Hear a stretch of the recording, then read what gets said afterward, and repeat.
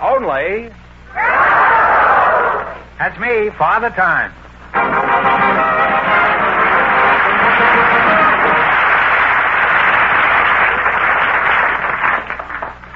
Hi, audience. Well, here I am again with 1,500 smackers for one of our couples. And if any of them say the secret word, the duck won't come down and pay him $100. The word tonight is tree. Oh, boy, he's in full swing again now. Okay, Duck. The frost is on the pumpkin. Head south, will you? Mr. Fenneman, take him with you. We have a couple of people who aren't married, Groucho. Are you related to this duck? No, I don't believe so. There is a resemblance. I was going to say we have a couple of people who aren't married, Groucho. They're Miss Zale Perry and Mr. Bill Rudder. They've never met each other until just now. So, folks, you come in, please, and meet Groucho Marx. Say the secret word and divide $100. It's a common word, something you see every day. Zale Perry and Bill Rudder, eh? And, well, we'll have to go at this thing alphabetically. I'll begin with Zale. What kind of a name is Zale? Zale's a nickname, Groucho. Oh, it's not like red Zales on the sunset, huh? Are you related to Tony Zale, the prize fighter? No, I'm not. It's a nickname for Rosalia. For Azalea? Yes. Oh. And it was slowly shortened to Azalea, Zalia, and then finally Zale, and that stuck with me. Well, it's a lovely name and most unique. Thanks. How old are you, Azalea? I'm 21. 21. Well, that's a unique thing, too. We don't often have any girls at your age around here. They're usually around 100 by the time I get them. Let's see, you're Bill Rudder, huh? Yes, sir. Does anyone ever take you for Phil Silvers? Oh, yes, they do, Groucho. I'm known as the poor man, Phil Silver. See, I don't have his money. Oh. Well, who does, you know? Huh? I don't know. What is your line of work, Bill? Oh, I've had many jobs, Groucho. I've worked as a grocery delivery man. I've delivered circulars. Do you have a job now, Bill? I have a part-time job now, delivering telephone directories.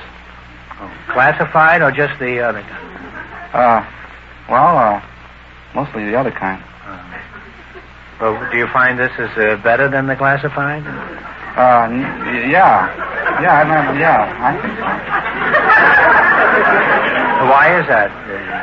Well, it covers more territory. Well, that's a pretty baffling answer. Now, is that all you do? Just deliver the classified telephone? Oh no, I'm a singer too. Do you sing while you're delivering these books?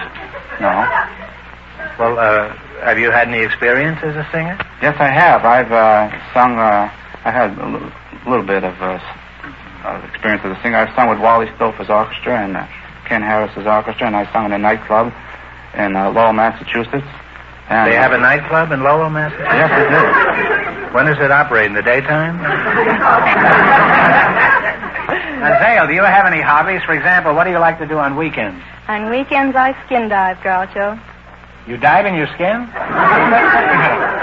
Skin diving is a sport that has just been introduced.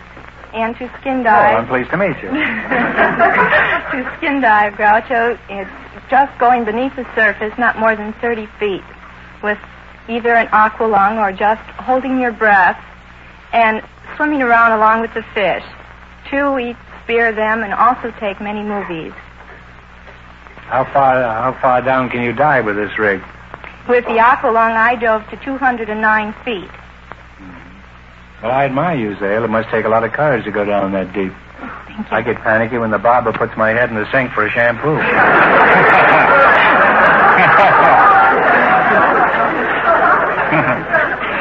Isn't that getting in pretty deep for a young girl like you? Yes, it is, Groucho. It's the women's world record. Well, congratulations.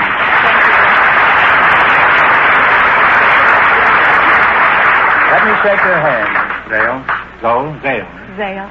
I've always wanted to meet the girl who's sunk lower than any other woman in the world. You know, last October, we had a woman on our show who's been higher than any other woman in the world. Did you know that? No, I Her didn't. name is Mrs. Dianfirth, I think, some name like that. She climbed some mountain in China. Now, if we could only get a woman who's never done anything, we could close for the season right now. Well, it's been a devastating experience talking to you two. Now let's see how much money you can win. You're going to play You Bet Your Life. Now, we start you off with $100. You try to increase your bankroll by answering 4 questions. You understand that? Yeah. Okay. Now, you selected capitals of foreign countries. What are you going to start? $100. $100. Well, you are the one, Zale. Huh? All right. What is the capital of Ethiopia? Addis Ababa. Addis Ababa's right. Addis Ababa. Off to a good start. You have $200. Hey, you really are a courageous one, you two. Now you have how much? $200. $200. Now what are you going to do? 90. Fine, 90. Okay, 90. What is the capital of Venezuela? Caracas. Caracas is right, huh? You now have $290. 80. Okay. 80's fine. Yeah, 80. Okay. What is the capital of Romania? Bucharest. Bucharest is right. I have $370. Now, what are you going to do this time? Here's your last chance to beat the other couple. Yeah, that's right. 70. $70. What is the capital of Panama? Panama. Oh, brother, this fellow is sharp. Panama City. Well, we give it to you. And you wind up with $440. Thank you very much.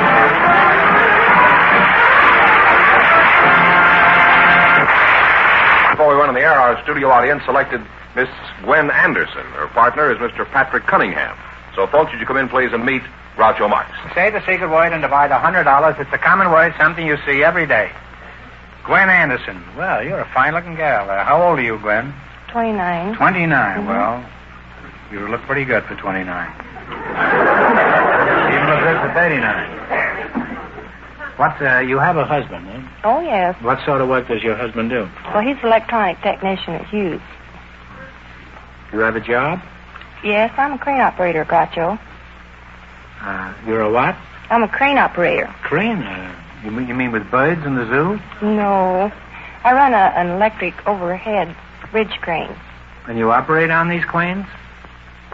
Well, we pick up... Steam shovel, you mean? No, it's not a steam shovel. It's a crane. And we pick up different shapes and... Crane in Jewish is horseradish. Did you know that?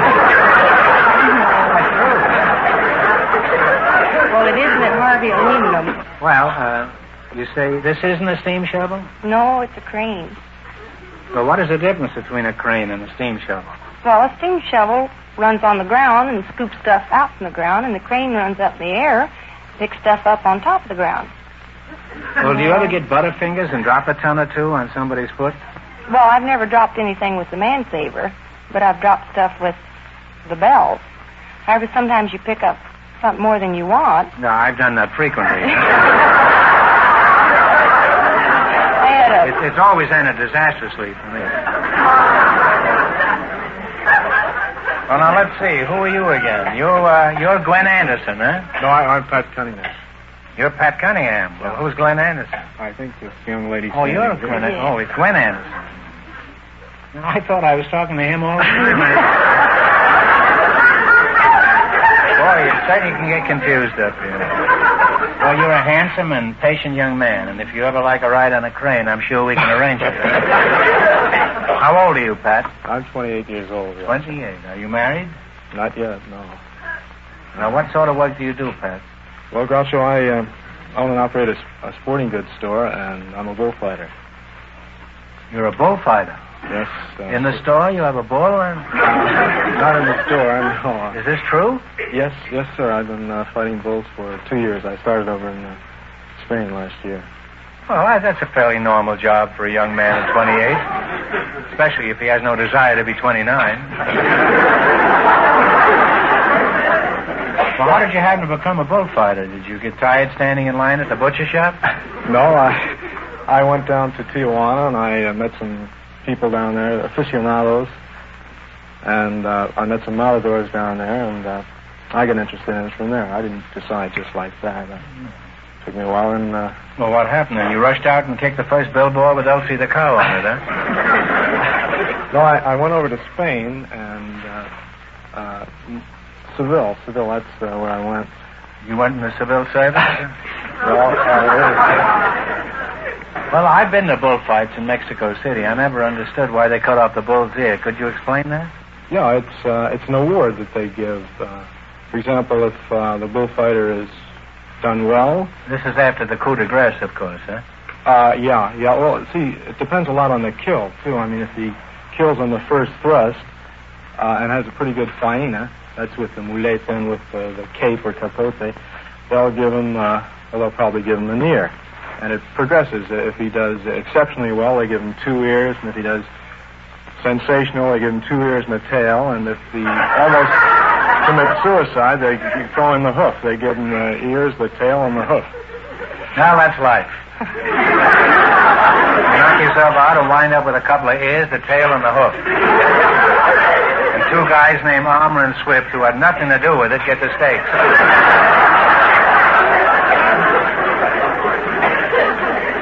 Well, you're a charming couple, and it's been an experience talking to you two. Now, let's play You Bet Your Life. In the race for the $1,500, the first couple won $440, and the secret word is tree. You selected sports, and this, you ought to be easy. Good for you. You have a sporting goods store. Remember, the more the question is worth, the harder it is. Now, one answer between you on everything. Now, what do you want to start with? We'll start at 50. 50. In golf, when a player finishes a hole in 1 under par, what do you call that score? That's a birdie. That's right. A birdie is right. You now have $150. Now then, what are you going to go for? 60. 60. The fastest recorded time for a certain track event is 3 minutes, 58 seconds. What is the event? The mile. The mile run with Bannister. You now have $210.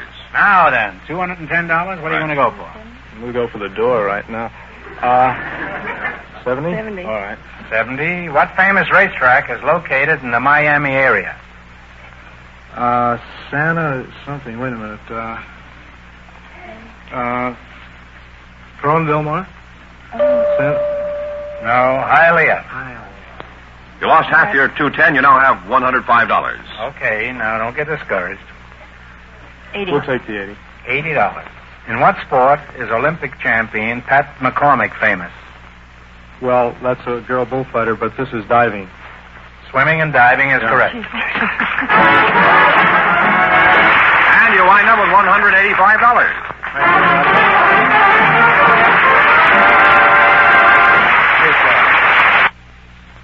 Something pretty unusual for you now. Usually, as you remember, we have just 2 people on a team. But these people sort of go together, all 4 of them. So we think it'd be a shame to split them up. So will Herman and Harmon and Leela and Lola Lovelace please come in and meet Groucho Marx? Say the secret word, and divide $100.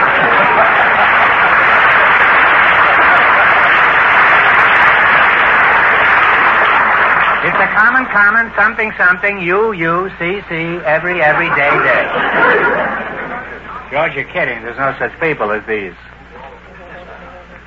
Would somebody mind tell me what's going on here? Speak up, somebody. We're 2 pairs of twins. Twins married to twins. Could you identify yourselves and tell me who you're married to? Why don't you, on the end, you start. I'm Herman. You're Herman? I'm married to Leela. Where's Leela? I'm Leela, married to Herman. And I'm Lola, married to her. I'm Harmon, married to Lola. Yeah, I sure thought you were Leela. Well, I'm Groucho, and I'm leaving. Hyman, where are you from? St. Paul and Minneapolis, the Twin Cities? No, Carthage, Missouri. Carthage? Carthage, Missouri. Harmon and I were raised there. Oh. Lola? Now, where were you? Which one is Lola? I'm Lola. You're Lola. And Leela You sure and you're I- not Hyman, huh? No, I'm really Lola. Oh. How old is your sister, Leela? She's 59. And you? I'm 59. How old are you, Hyman? I'm 59. I'm Herman over here. Now, you may be Hyman over there, but he's Hyman over here. I'm 59. How long have you been married, Leela? We've been married 35 years, and we had a double ceremony. I bet the judge had a double scotch right after. Lola, you and your sister look exactly alike to me. Is there any birthmark or vaccination to distinguish you? Yes, I have a vaccination scar, and she doesn't. She doesn't? She doesn't. Is Hyman aware of this? But I don't know whether Herman is, but Harmon's aware of it. Hyman, is that how you tell them apart? I'm Herman over here. You may be Hyman over there, but he's Hyman over here. If you want to be Hyman, you'll have to come over here. Everybody on this side is Hyman. What do you do for a living, Harmon? I'm a veterinarian. I work for the government. Oh, veterinarian. You never ate meat in your whole life? I said veterinarian, not vegetarian. Oh. I don't hear very well. My glasses need fixing. Well, what is your job, Harmon? I'm Herman. And I'm a veterinarian, too. I work for the government. We're all doomed, I think. Leela, did you both live in the same town? Yes, we do, in Modesto, California, in the same house.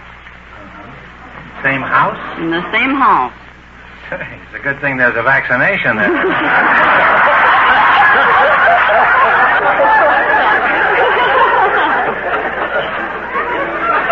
Well, could you tell us something about the way you live, Leila? We? No, I didn't mean you. I meant this one. Lola. I'm Lola.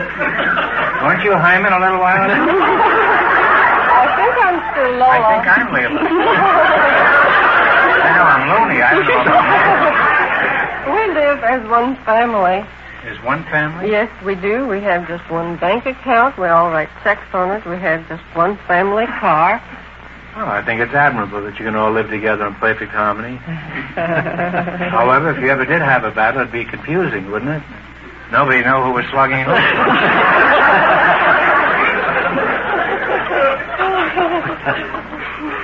You know, they always say that variety is the spice of life, in addition to being a theatrical weekly. Now, Hyman, or Harmon, don't you ever get sick of looking at Hyman after all these years of being so close? I'll be honest now. I'm Herman. I don't care who you are. Don't you get sick of looking at him?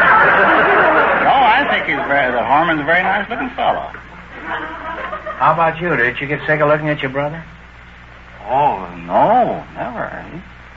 Well, what about when you shave? You don't need a mirror. You just stand in front of each other.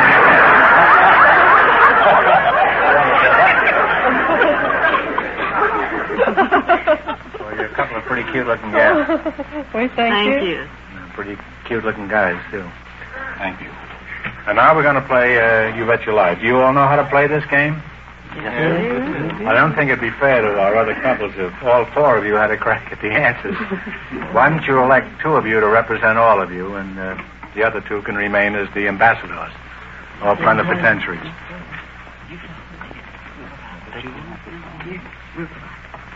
One girl and one boy, or? No.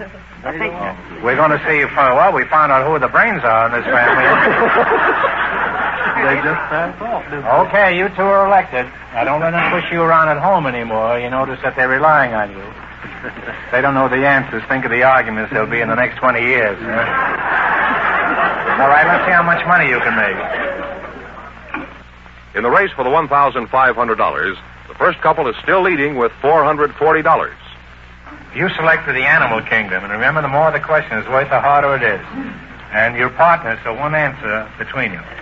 All right, what do you want to start with? 10, 20, 30, all the way up to 100. The bigger the money, the harder the question. He wants to go $100. $100? Well, all right. What is the name of the gluttonous seabird used by the Chinese to catch fish? This is for $100. Talk it over. What is the name of the gluttonous seabird used by the Chinese to catch fish? Pelican. No, it's not a pelican. It's a cormorant. C-O-R-M-O-R-A-N-T. I know what they are. You lost half your $100. You still have $50. All right, don't get discouraged. Now, what are you going to go for? Let's take 80. 80. What is the name of the aquatic bird of northern parts of the United States that has a weird laughing cry?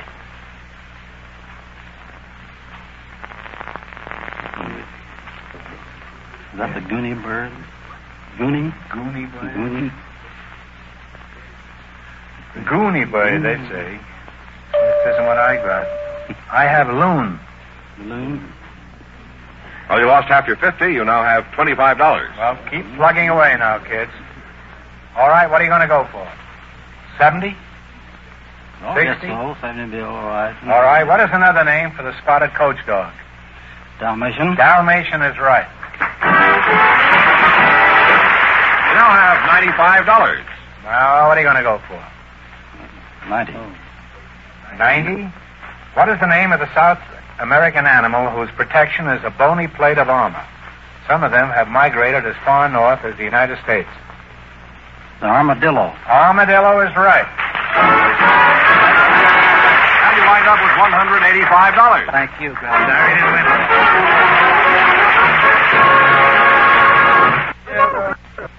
Groucho.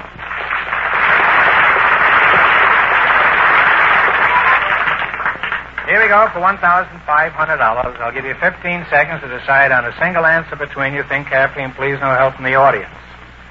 Scotland Yard is the famous criminal investigation agency of England. For $1,500, what is the famous criminal investigation? What is the famous criminal investigation agency of France?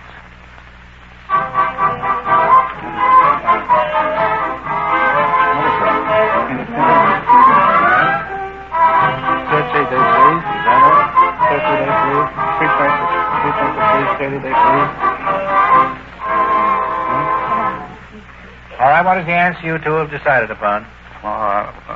Take a guess. 30-day police. Sorte is right.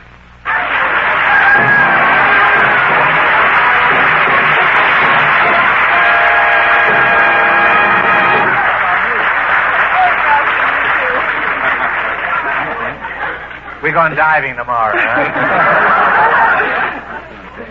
Well, you win $1,500. So, how much in the quiz, George? $440 in the quiz. That gives them a total of how much, George? $1,940. Oh.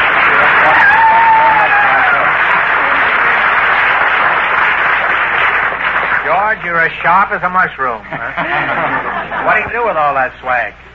You're going to split almost $2,000. Well, with my share, I would like to go to Paris and meet the first men fish, Cousteau and Dumas, and enjoy with them the Mediterranean. Too, if there's any left, I'd like to dive in the tropical waters.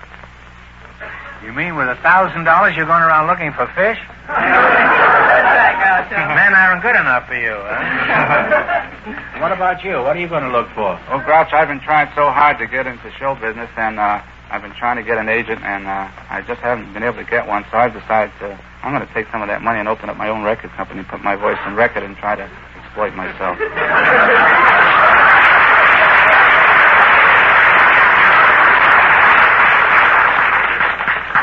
Well, I hate to see a fella throw his money away like that.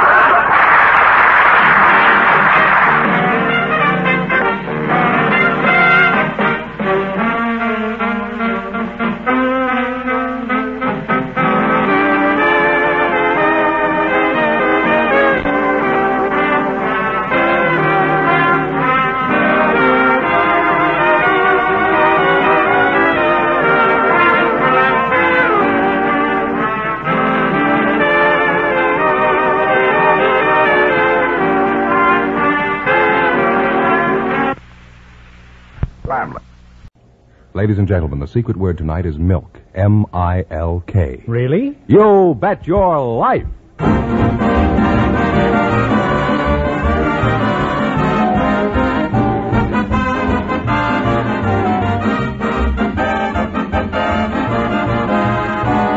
The DeSoto Plymouth Dealers of America present Groucho Marx in You Bet Your Life, the comedy quiz series produced and transcribed from Hollywood. And here he is, the one, the only... Groucho! Anybody got a dime for a cup of coffee? Oh, that's me, Groucho Marx!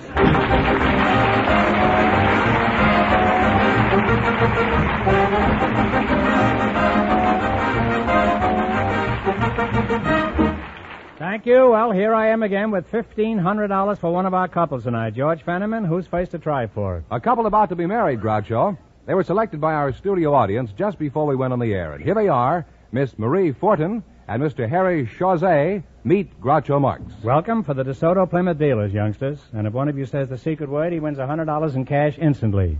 It's a common word, something you'll find around the house. Mary 14, is that... 14. Harry Chauset, is that right? Chauset. Chauset. Huh? Where you from, Harry? I'm from Salix, Iowa. Where's that? Near?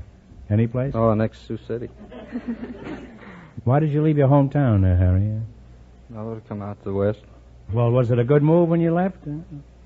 Oh, I think so. I met Marie by coming out here. Well, answer my question. Was it a good move when you left?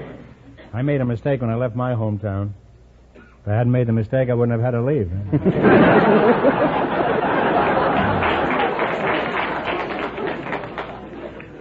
So you two are going to get hooked up, huh? Yeah. Well, that's very nice, huh? What kind of work do you do, Harry? I'm a machinist in Arabian American Oil Company, Saudi Arabia. You going over there? Yes, we're going back over there. How did you meet Superman here, Marie? Well, I met him in the first grade. We went to school together. And never had another fellow from the first grade up to now? Oh, yes. You just took him as a last resort, is that it? What about you, Harry? Have you had any other girls in the interim between the first grade and Arabia? No. That's the most lying laugh I've ever seen. Did she accept you immediately after you worked up enough courage to propose, Harry? No, not right away. You had to squeeze it out of her, huh? You remember the circumstances of his big love scene, Marie? Well, he took me dancing to various places around the city. And, well, he didn't ask me to marry him. He asked me if I wanted to go to Arabia.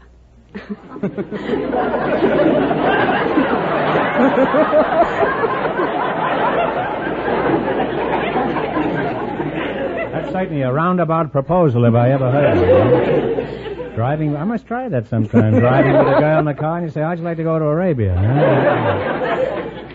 And what is there about Romeo that caused you to fall in love with him? Oh, his charming personality. Could you give us an example of your personality? Just stood and grinned at her, eh? Well, he seems like a very nice fellow, Marie. Now, what do you like about Marie, Harry? I guess it's her sense of humor. She has a good sense of humor? How do you know? She always laughs at my jokes. How do you know she's laughing at your jokes? How do you know it isn't the string on her corset that's tickling her? Does that ever occur to you, Harry? I don't think she wears a corset.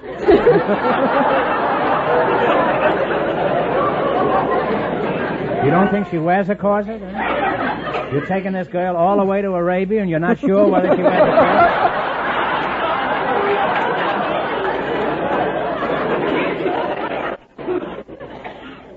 Well, you've aroused my curiosity. I'll never rest until I hear you tell a joke. Could you tell us a small joke? I don't believe I know any small ones. Well, tell us a wow, huh? Did you ever hear the one about the fellow that played on the girls' basketball team? Well, that's pretty good. I like that, huh? Is that the sort of thing you laugh at, Marie? You're supposed to say, how can a fellow play on a girls' basketball team? Oh, I see. There's more to it, huh? Well, okay. How can a fellow play on a girls' basketball team? He lied about his age.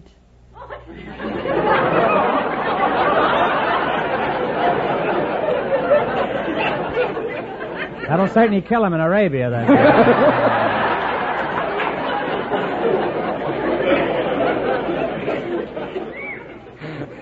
Are you going to be the jealous type of wife, Marie? No, I don't think so. You won't mind if he steps out with another gal occasionally, huh? Oh, he wouldn't do that. Suppose you're sitting home all alone and Harry is working late at the office. You're watching the television matches on the machine. And suddenly you see Harry in the first row at the wrestling matches with a beautiful babe. What would you do? Well, that's impossible. Why is it impossible? We don't have television.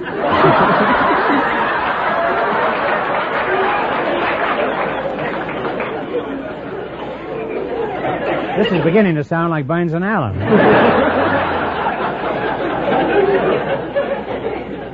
Marie, forget the television set. Suppose Harry's waking late and you go over to the Palladium and there's Harry dancing with a pretty blonde. What would you do? Oh, I'd walk up to him and ask him to explain. Well, that's very logical. There's only one thing that puzzles me. What are you doing at the Palladium while he's...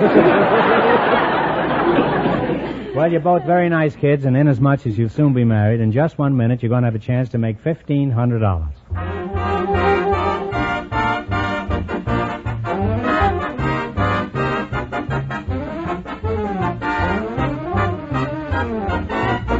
Yes, tomorrow is a great day at all DeSoto Plymouth dealers.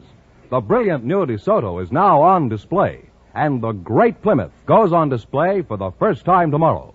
The great new Plymouth is a sensational new high for value in the low-priced field.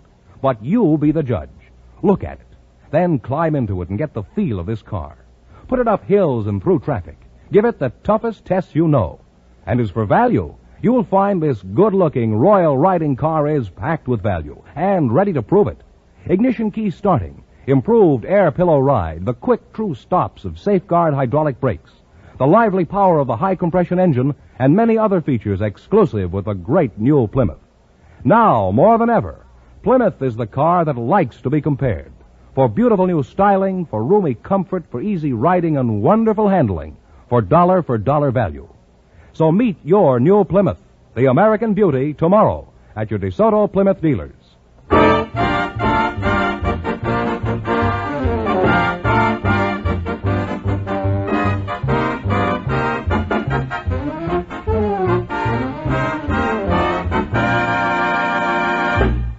Let's see if a couple of youngsters about to be married are going to get the DeSoto Plymouth $1,500 question. Fenneman, explain the rules. Each of our three couples has $20. They bet as much of that 20 as they want on each of 4 questions. The couple that earns the most money gets a chance at the $1,500 DeSoto Plymouth question at the end of the show. Our other 2 couples are in a waiting room off stage, so they don't know what's happening out here. Here we go. Let's see how high I can build you $20. You selected initials of organizations as your category. Is that right? Here's your first question. You have $20. How much are you going to risk? $5. What educational organization do the initials PTA stand for? Parent-Teacher Association. That's right, Parent-Teachers Association. Well, they're on their way, Groucho. They have $25. You're swinging along. You got $25. How much of the 25 you going to try? 10. What government body does AEC stand for? Atomic Energy Commission. Well, you're just wonderful, Marie. Huh? They're climbing now, Groucho. They have $35. Here's your third question. You got 35. How much you going to try? 15. $15. For what informative organization do the initials INS stand for? INS.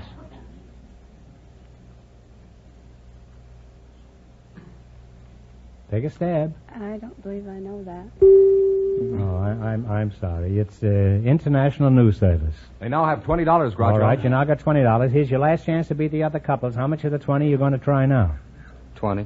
What labor organization do the initial CIO stand for? Congressional Industrial Organization. That's close enough. Congress of Industrial Organizations is close enough. And they wind up with a total of $40.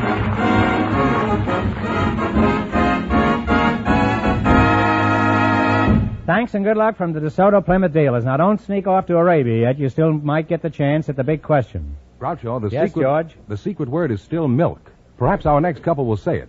Just before we went on the air, our studio audience selected a house mover, Mr. Ab Wilson, and his partner is a housewife, Mrs. Pat Johnson. And here they are. Folks, meet Groucho Marx. Welcome to You Bet Your Life. And if one of you says the secret word, he wins $100 in cash instantly.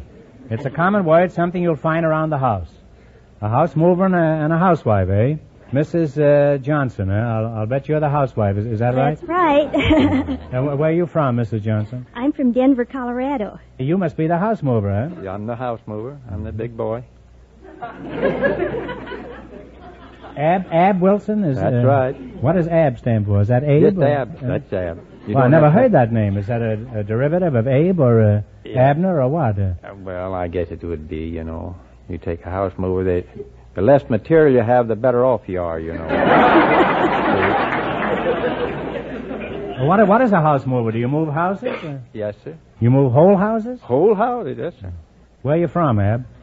Waxahachie, Texas. Is that near Nacogdoches? What is the biggest hazard in your profession? Is it housemaid's knee? Well, no. It's going up or down a hill, you know, and break loose, you know, and get away. And what do you do when they break loose? You stand there with your fingers in your ears and your eyes closed? What happens to the occupants when you move a house? Do they just pitch a tent by the side of the road and until you're through? No, they can live right on in the house. Suppose they're moving in a house and the husband is still in the bathtub. Well, take him right along. You don't spill no water. He might step right out of the tub into the lobby of the Biltmore Hotel. How long have you been moving houses? About 40 years. Mm-hmm. Can you move any building? Yes, sir. Could you move the Empire State Building in Chicago? I could if it wasn't for the wind. You could move the Empire State Building in Chicago? If it wasn't for the wind, yes. Wouldn't be easy, you know. It's in New York, the building. It does make it a little windy. Well, I suppose many unusual things happen to you in your business. Oh, yes. Could you remember any outstanding experience that you Well, care to relate? No more than I got moved the wrong house on the right house on the wrong lot, you know. What was that? I could move the house on the wrong lot. Not exactly the wrong lot. I just got the wrong house on the right house on the wrong lot. See? What do you mean? You moved the lot over to the wrong house? I did it to the wrong lot. Then I had to get it off before the man caught me, you know. Well, let's start over again, huh? Okay. Could you move the Empire State Building in Chicago? I could if it wasn't for the wind.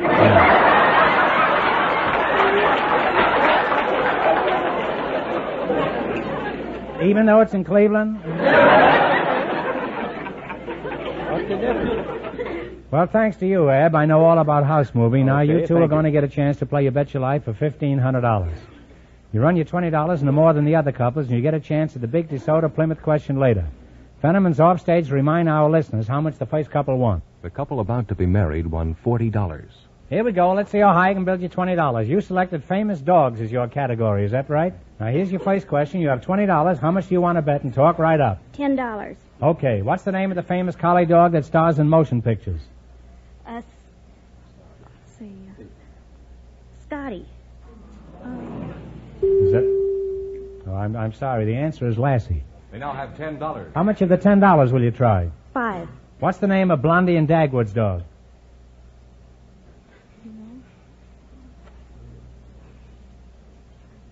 Well, I'm sorry, it's Daisy. I wanted nursery rhymes, but that had already been taken. Oh, I see. Well, that's a shame. They now have $5, Groucho. Well, you've only got $5, and here's your third question. How much of the 5 will you try?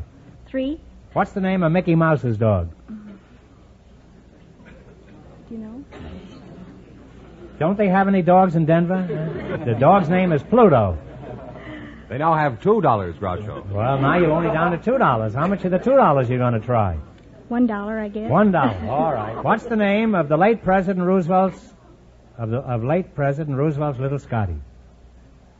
Now, that's been in the papers for a long time.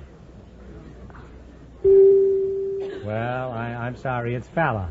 I'm going to give you one more chance to make some money. It's not going to be so easy, so think hard now, and no help, please. Who is buried in Grant's tomb? Grant. General Grant is right.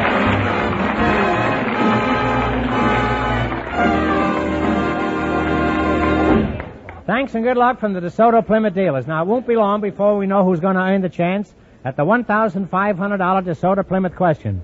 George, who's leading at this point? The young couple are ahead with $40, and the secret word is still milk. Just before we went on the air, we went looking through our studio audience for the parents of the most children.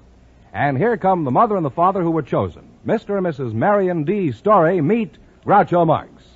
Welcome, youngsters, for the DeSoto Plymouth dealers. And if you say the secret word, you win $100 in cash instantly. It's a common word, something you'll find around the house. Mr. and Mrs. Marion D. Story. Marion? Which one of you is Marion? I am. I thought you were already married. Well, that was a whirlwind courtship, Mrs. Story, your first name is Charlotte, is that right? That's right. Charlotte, huh? Where are you from, Charlotte? Bakersfield, California, about 100 miles north from here. Marion, what do you do for a living? I'm a sign painter. Sign painter, huh? How'd you meet Indian Sign here, Charlotte? Oh, I met him on a boat, and it was raining real hard this night, and he said, would you share your umbrella with me? And I said, sure. And so... And so... That's a pretty corny approach there, Marion. It worked. How long have you kids been married?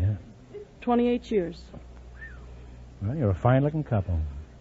Now, Mr. Story, according to Fenneman, you two are up here because you're the parents of the largest family. Is that correct? I guess I am. Yes, it is. You mean you only guess you have a large family? No. Haven't you counted the livestock lately? There's no question about the family. It's just a question why you're up here, huh? Mrs. Story, how many times have you been a mother? 20 times.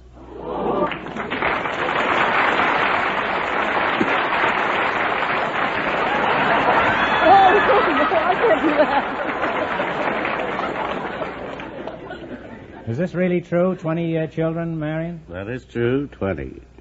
Just what she said. Yeah. Apparently nothing's happened in the last few seconds, anyway.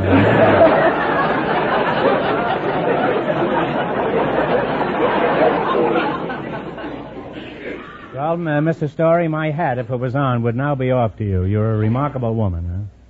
Tell me, Popsicle, when you see a lot of kids around your house, how do you know if they're all yours? I remember faces.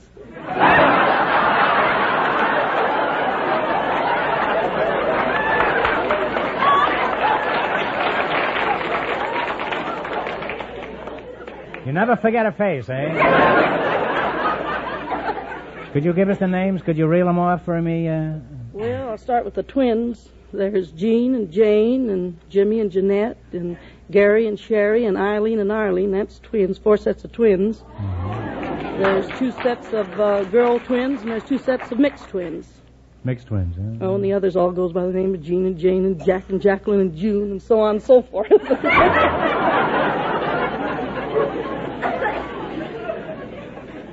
How old are the children, Mrs. Story? Well, the oldest is from 27 to 3 years old. Mm. Have you ever thought of adopting any children? No, it never occurred to me.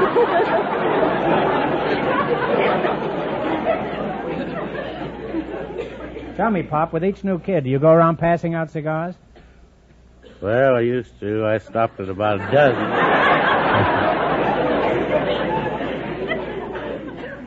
What do you pass out yourself now, is that it? Well, tell me, Pop. Pop, that's the understatement of the year. Paul Bunyan, if you can't remember all the names, how do you know who to call when you want something? Well, if I want one of the boys, I just say, son. Aren't you afraid of getting trampled in the rush?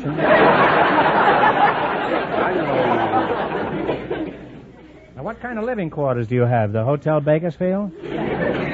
No, we have 2 acres. We have a 10-room house and 2 showers and a bath. And do you have a cop in the hallway directing traffic? Well, with all these income tax deductions, how do you make out around March 15th, Pop? Well, I haven't paid income tax for years.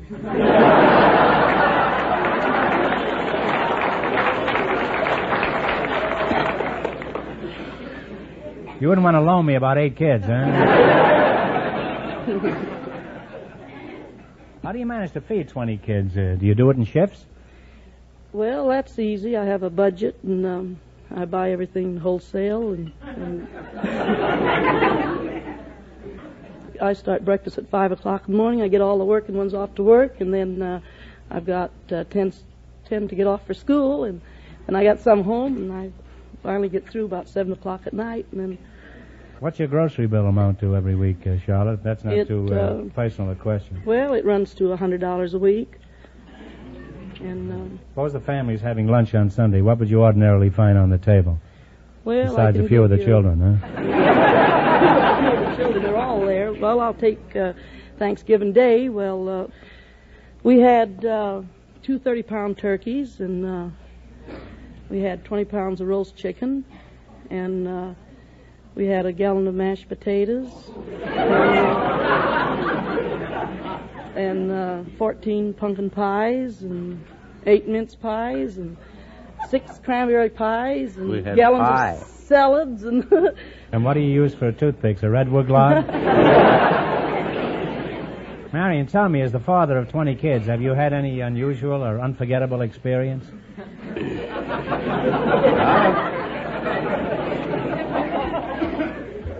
I've had lots of unusual experiences. We were living in Sacramento, and coming into the hospital, we had to borrow our neighbor's car because ours was broken down. Should have had a DeSoto. Well, anyway, we came to the American River Bridge. As we got to the first approach, why, Mama says, "Take it easy, Pop." So we had the car stopped, and one baby was born. And I said, "Well, go ahead now. We get to the hospital fast." So the driver got in. We started, and we got to the other end of the bridge. Mama says, "Take it easy, Pop."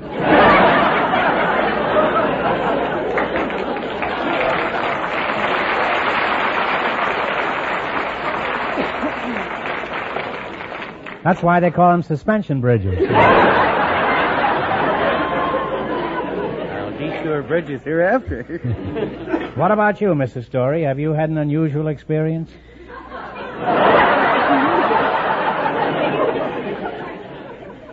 Well, when Jerry was born... What number was he, do you remember? Oh, he was number 12. Number 12. I remember that very clearly.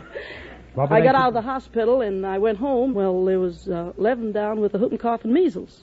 So... You never realized that night when you were on the bay and it was raining and you had the umbrella that all this was going to happen. Oh, no.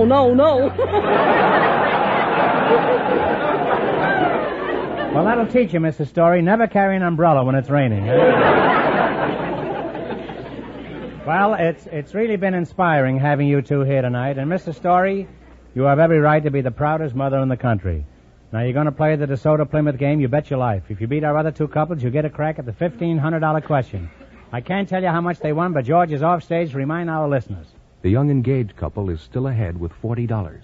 Here we go. Let's see how high I can build you $20. You selected nursery rhymes as your category. Is that right? And that's a subject you ought to know a great deal about. You have $20, and how much you going to try? 10. Who called for his fiddlers 3? Old King Cole. Old King Cole is right. And they're on their way, Groucho, with $30. All right, you got $30. Remember, you're going for $1,500 tonight. How much of the 30 you going to try? 25. 25. Who was asleep under the haystack when he should have been tending sheep? Come on now.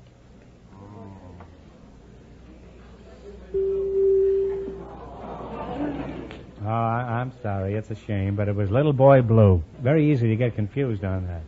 They now have $5. Oh, you're all the way down to $5. All right, now. Here's your third question. You got $5, and how much you going to bet? $5. Who picked a peck of pickled pepper? Peter Piper. Peter Piper is right. On the way again, they have $10. All right, now you got $10. Here's your last chance to beat the other couples. How much of the 10 you going to bet? All of it. All right, who fell down the hill and broke his crown? Jack. Jack is right. And they wind up with $20. And that means the young engaged couple gets the chance at the DeSoto Plymouth $1,500 question.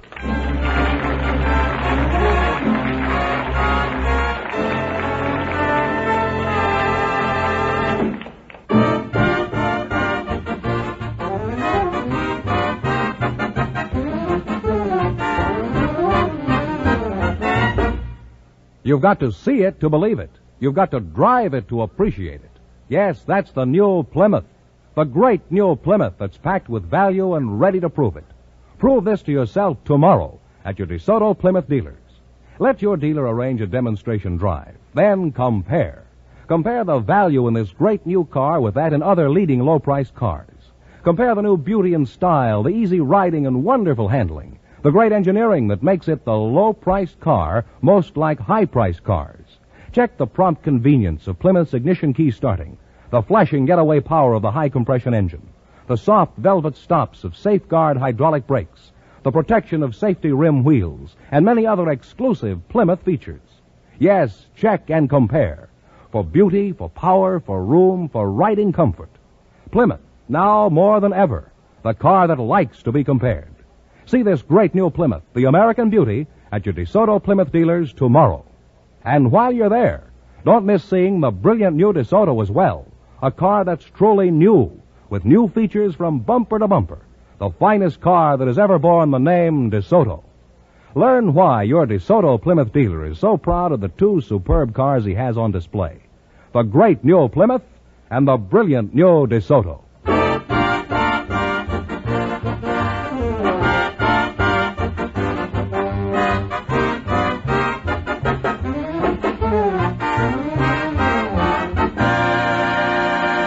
And here's the young couple all ready for the DeSoto Plymouth $1,500 question, Groucho. All right, here we go for $1,500. Ready? I'll give you 15 seconds to decide on one single answer between you, so think carefully and please, no assistance from the audience. Here it is. Frederick Augustus Bartholdi was a famous French sculptor. His best-known work is well known to all of us. What is Bartholdi's great work?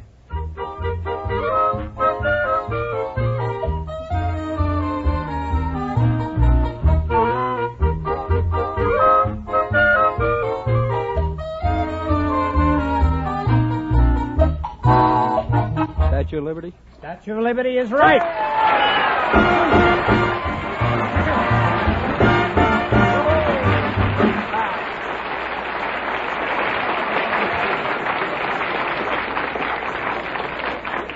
That's right. You win $1,500. You had the right answer. What are you going to do with all that money?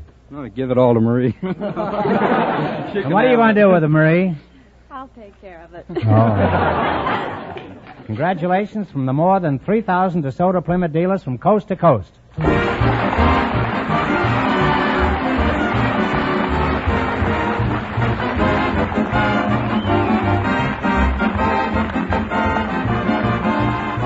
You Bet Your Life is a John Goodell production, transcribed from Hollywood, directed by Bob Dwan and Bernie Smith. Music by Jerry Fielding. Be sure to tune in again next Wednesday night at this time for the Groucho Marx Show, You Bet Your Life, presented by the more than 3,000 DeSoto Plymouth dealers of America. And remember, all dealers who sell DeSoto also sell Plymouth. Two great cars, both products of the Chrysler Corporation. And don't forget, next week's big question will be worth $1,000. Well, it's almost time for the Bing Crosby Show, and tonight I understand his guest star will be that incomparable comedian of You Bet Your Life. Hey, that's me, Groucho Marx. See you again in a few minutes, folks, and remember, just be sure to see your DeSoto Plymouth dealer.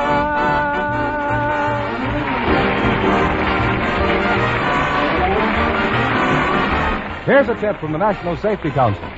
When you're in your car, be a wise driver, not a wise guy.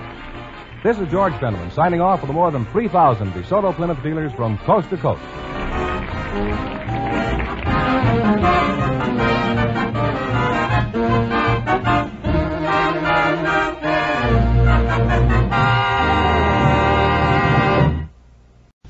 Ladies and gentlemen, the secret word tonight is spoon. S-P-O-O-N. Really? You bet your life!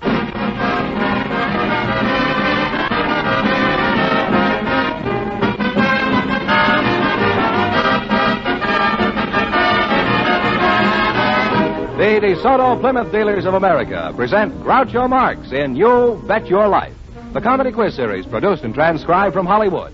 And here he is, the one, the only... Groucho, sorry. My name's Yasamin Khan.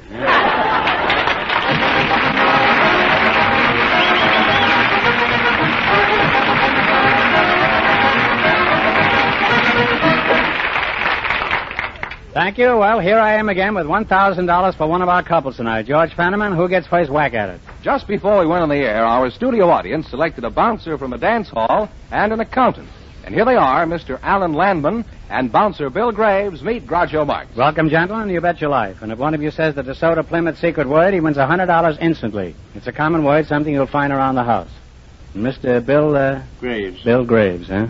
You're a bouncer at a dance hall? Yes, sir. Where you from, Bill? I'm from within a stone's throw of the Churchill Downs in Lexington, Kentucky. Mm-hmm. And what do? You throw stones around there? Oh, yes, sir. Bookkeeper, Alan Landman? Yes, sir. I'll just call you Bookie, huh? No. You're not a bookie, huh? Well, I better call you Bookkeeper, is that right? No, that's not right either. I'm an accountant. You're very hard to please, aren't you? I'll call you Count, is that all right? Or Int. I was Int, huh? Tell me, Count, what do you do as an accountant? Oh, I make income tax returns out for people, give them general advice on their financial statements, and audit their books. You keep books, then I'll just call you Bookie, huh? And if you get raided, don't come running to me, huh? Where are you from, Bookie? I was born within a stone's throw of the Fulton Fish Market in New York.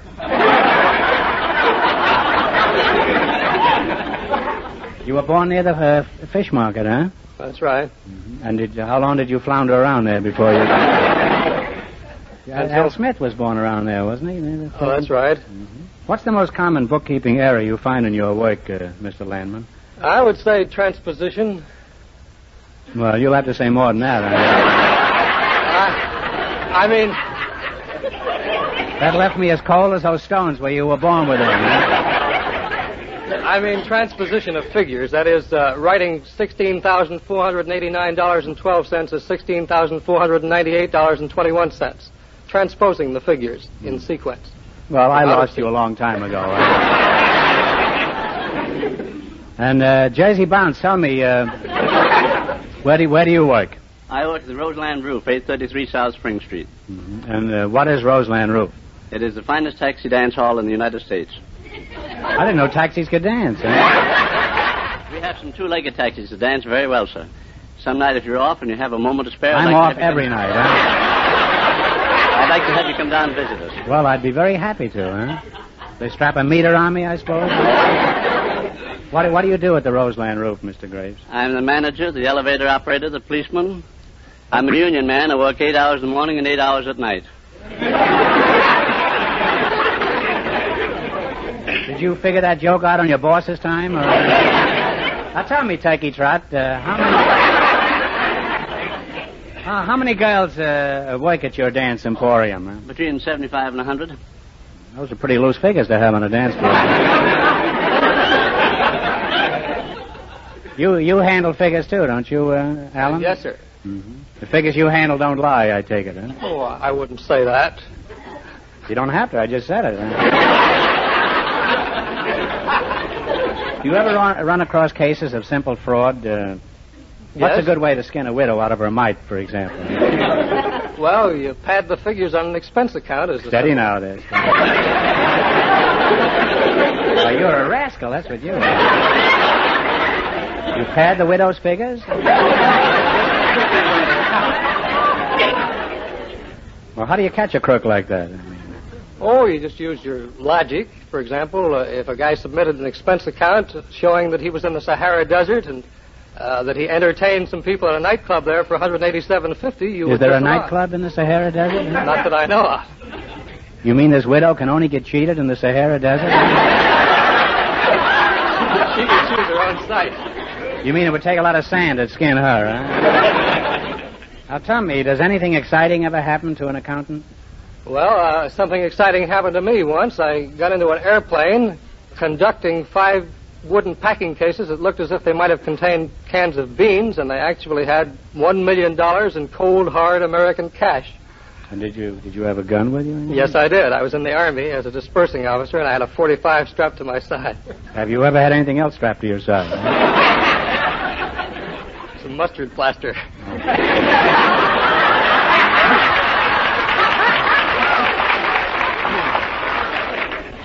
Well, there's worse things than that to be stuck with, you know.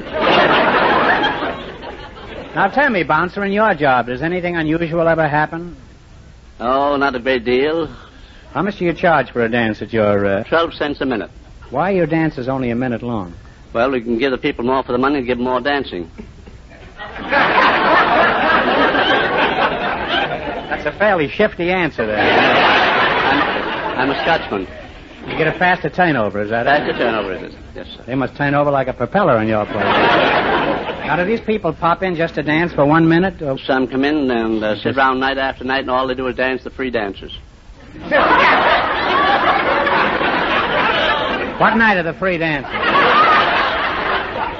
What do they talk about, the ones that don't dance? Have you any they talk notion about general subjects, not what you think. How do you know what I'm thinking?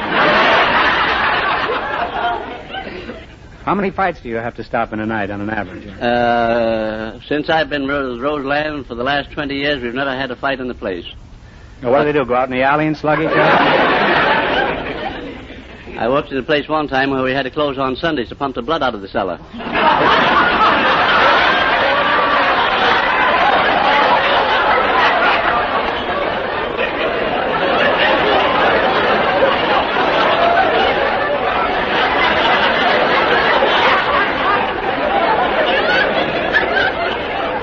You don't happen to remember what they did with the old blood, do you? Well, you two make an extremely interesting couple, and we're happy to have you with us tonight. You're both experts on figures. Now, in just 1 minute, you're going to try for the DeSoto Plymouth $1,000 question.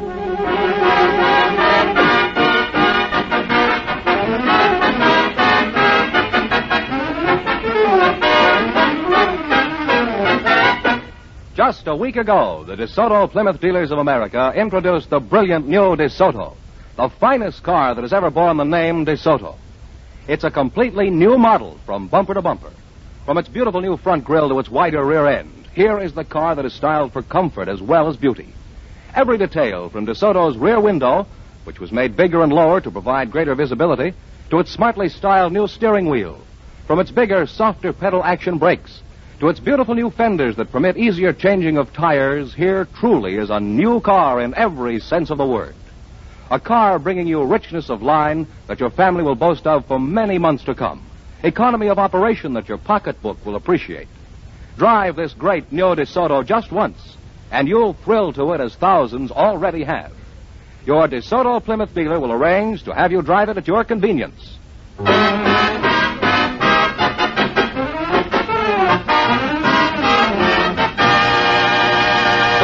Now, let's see if a bookkeeper and a bouncer will get the chance at the $1,000. Fenneman, tell them the rules of You Bet Your Life. Each of our three couples has $20. They bet as much of that 20 as they want on each of 4 questions. The couple that earns the most money gets a chance at the DeSoto Plymouth $1,000 question at the end of the show. Our other 2 couples are in a waiting room off stage, so they don't know what's happening out here. Here we go. Let's see how high I can build you $20. You selected famous dates in United States history as your category. Here's your first question. You have $20. How much will you bet? $3. No, let's make it 10. Here's a fellow level at a racetrack, huh? He said make it 10. Make it 10. Is that okay make with it you, 10 Bill? Is fine. Okay. What happened on October 12th, 1492? Columbus discovered America. You said it right on the nose, Bill. And we're off to a great start, Groucho, with $30. Remember, you're going for $1,000 tonight. How much of the $30 will you bet? 20. Not $20, no. Make it 15. Make it $20 on all right. What happened on December 7th for 1941? That's a Pearl Harbor. That's right. Japanese attacked Pearl Harbor. They're climbing. They have $50. You're climbing. You got 50 smackers. Here's your third question. How much of the 50 are you going to go for? Well, we take, this time we'll plunge a little. We bet $35. So, you're going to bet $35. Okay, all right. What happened September 2nd, 1945? Was it VJ Day? VJ Day? You agree with that? Yes, you agree I do. with that? Well, that's right. Now they have $85, Groucho. Here's your last chance to beat the other couples. How much of the 85 will you risk? Let's try 75. $75. What far-reaching event happened on October 24th, 1929? The crash. The crash is right. And they wind up with a grand total of $160.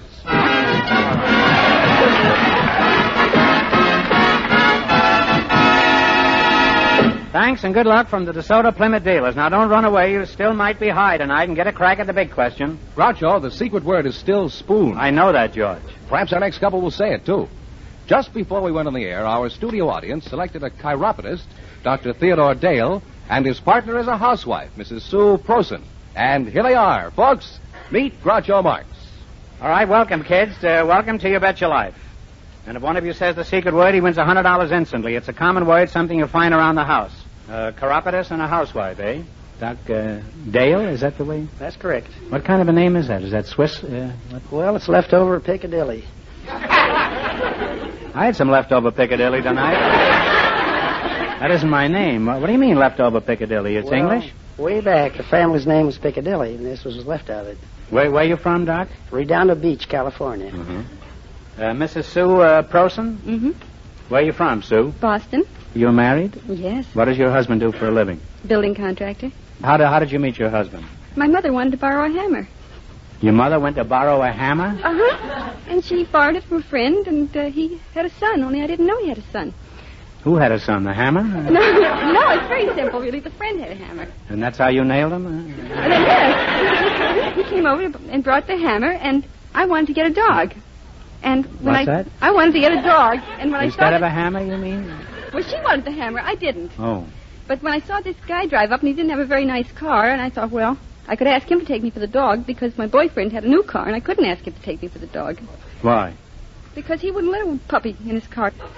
Well, when we got home, the landlady met us at the apartment, and she said, you can't have a dog here. Just a hammer, huh? So, very simple, really. He took the dog home with him. And on the way home, he said, if you married me, you could have me and the dog. And I said, well, for the dog's sake, I'd think about it. But it took the family 2 months to arrange the wedding. Had no place to put the dog, I suppose. No, he didn't want it. But we didn't get the dog. It got lost. Tell me, I want to ask you one question. What happened to this first schlemiel that you were going with, huh? Still around. The one with this brand new car that wouldn't let any livestock in it. What happened to him, huh? He still got the car. Still got the car and that's all, huh? Mm-hmm. And you've got a hammer and a dog and a husband and everything, No dog. No Just dog. a cat. Now you got a cat? Kids, too? Yes, 2 of them. 2 kids. And only 1 cat, huh? You ought to try to get another cat, huh? That's what cat to worry about. Either that or do away with one of the kids. Doc, how did you meet your wife? Did you have a hammer in your hand at the time? Oh, no, but I had a... Was she going around with some foot pad and you rubbed her out? What happened? Well, I was, as a student... I'll call you Piccadilly, huh? Piccadilly. Piccadilly, huh? I picked a dilly one night.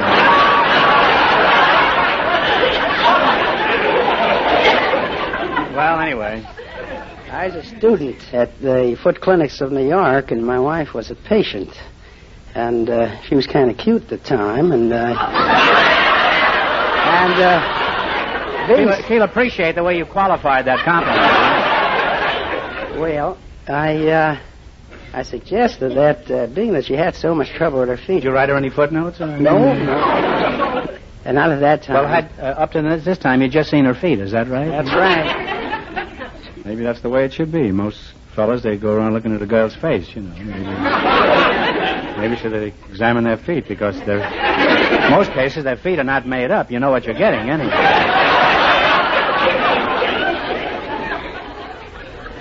You two have 2 of the most romantic stories I've ever heard. A pussycat and an old car and a foot doctor. Now tell me, Hotfoot, how did you happen to become a chiropodist? Were you at the foot of your class in school, or? Well, I started the foot and thought that this profession I might work my way up. Mm-hmm. You were eventually going to become a dentist, is that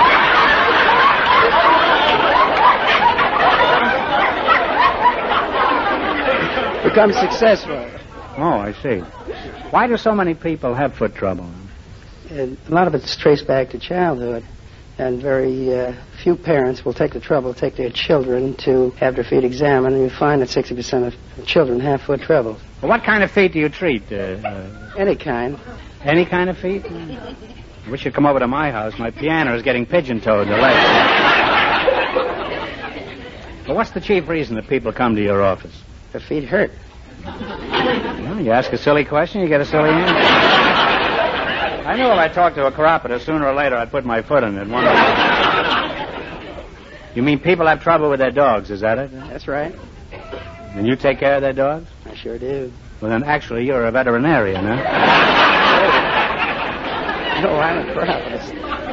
What's the matter, Doc? Didn't you like that joke? Oh, I thought, well, it's corny.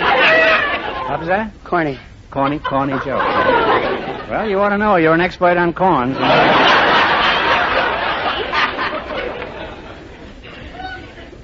What are the most common foot ailments? Well, the most common we'd see would be halome male, halome durum, and hallux Hello, my valgus. Molly, huh? Hello, my Molly. Hello, my daddy. Why, Joseph Howard sang that, and I wonder who's kissing her now, huh? You mean that's a foot disease? By the way, Doc, my wife's foot hurt quite a bit this morning. Could you suggest anything that might help? Well, if you tell me where it hurts. Well, it hurts in the seat of my pants. That's why she's kicking.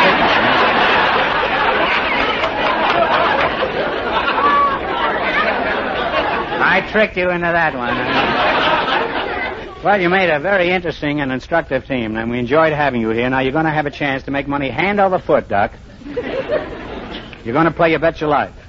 All you got to do is run your $20 into more than the other couples, and you get a chance at the DeSoto Plymouth $1,000 question later on.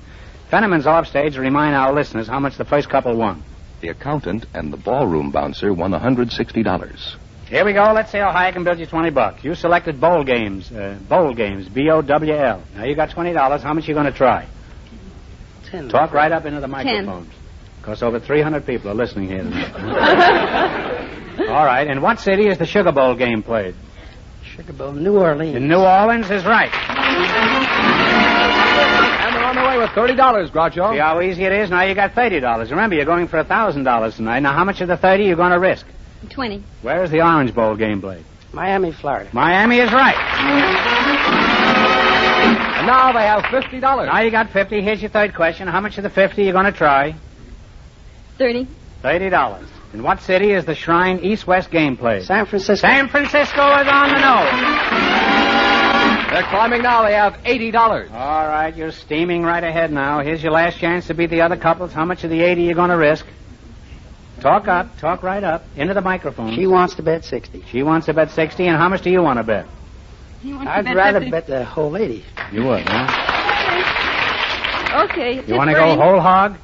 You're going for $80. In what island city is the Pineapple Bowl played? And Honolulu, Hawaii. Honolulu is right. And they wind up with $160.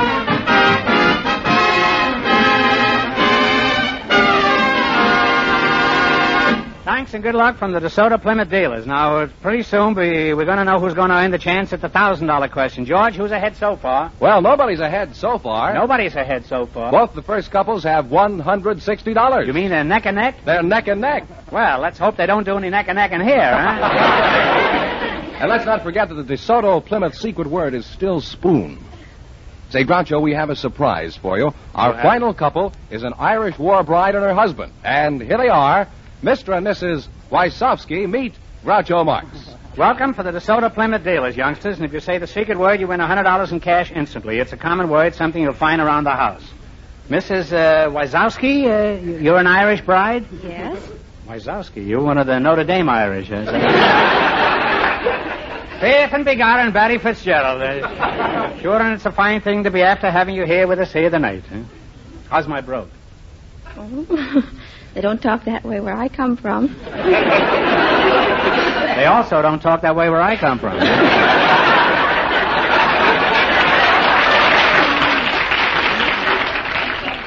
Well, I must admit my brogue's a little rusty. Last night I had an Irish stew and somebody dropped a hot tamale in it. Joe Wysowski, huh? That's right. What sort of work do you do, Joe? I'm a mechanic with Lockheed Aircraft. Lockheed Aircraft? What part of Ireland are you from, Joe? Kewanee. Kewanee, Illinois? That's correct. And what part of Ireland are you from, Phyllis? Belfast. Belfast. Eh? How long since you've been in Belfast? About 5 years. You have no discernible brogue at all, do you? We don't talk the same way as they do in the South. In the south of Ireland? Mm-hmm. How long have you been an Irish war bride, Phyllis? Well, we were married the day after St. Patrick's Day in 1945. Do you have any little Irish males at home? No, I haven't. Have you?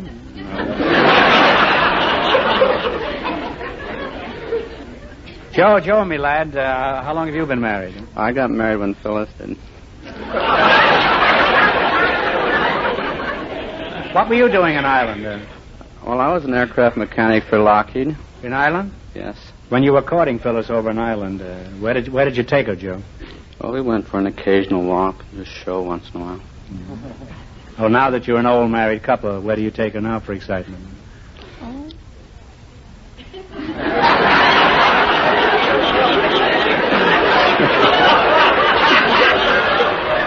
I think that's the look that won her, huh? That was a real Barry Fitzgerald look, wasn't it? Where do you take her now that you're married, Joe? Don't sneak out of this. I want an answer here. Well, we still go for the occasional walk and the show once in a while. Say, you're in a rut, aren't you? Now, before you met Joe here, how many nice Irish bucks were you engaged to, Phyllis? None. I was too young. In Ireland, the girls don't get engaged, I suppose, until they're around 23, 24, eh? That's right. And how long do the engagements usually last? Oh, about 3 or 4 years. Takes 4 years for a boy and girl to get acquainted in Ireland? It's obvious they don't have drive-in theaters over there.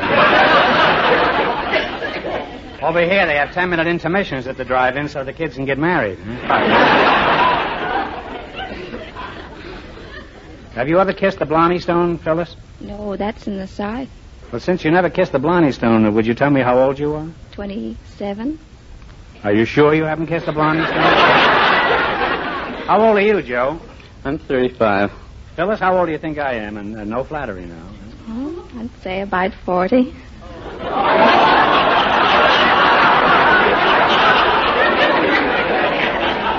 Are you sure there's no Blarney Stone in the north of Ireland? If you were a pinball machine right now, you'd light up and say tilt. Joe, you look a little more practical. How old do you think I am? Oh, I'd say you're going on 50. No, I'm going on penicillin.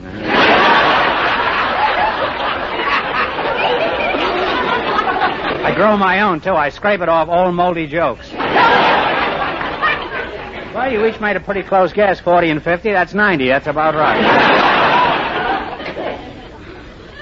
Well, this has been inspiring having you here tonight, Aaron Gobra, as we Celts always say. Now, you're going to play the DeSoto Plymouth game, you bet your life. If you beat our other two couples, you'll get a crack at the $1,000 question. I can't tell you how much they won, but George is off stage to remind our listeners. The first two couples are tied with $160 each. Here we go. Let's see how high I can build you $20. You selected capitals of states as your category. Is that correct? All right, you've got $20. How much are you going to try? 10. What is the capital city of Colorado?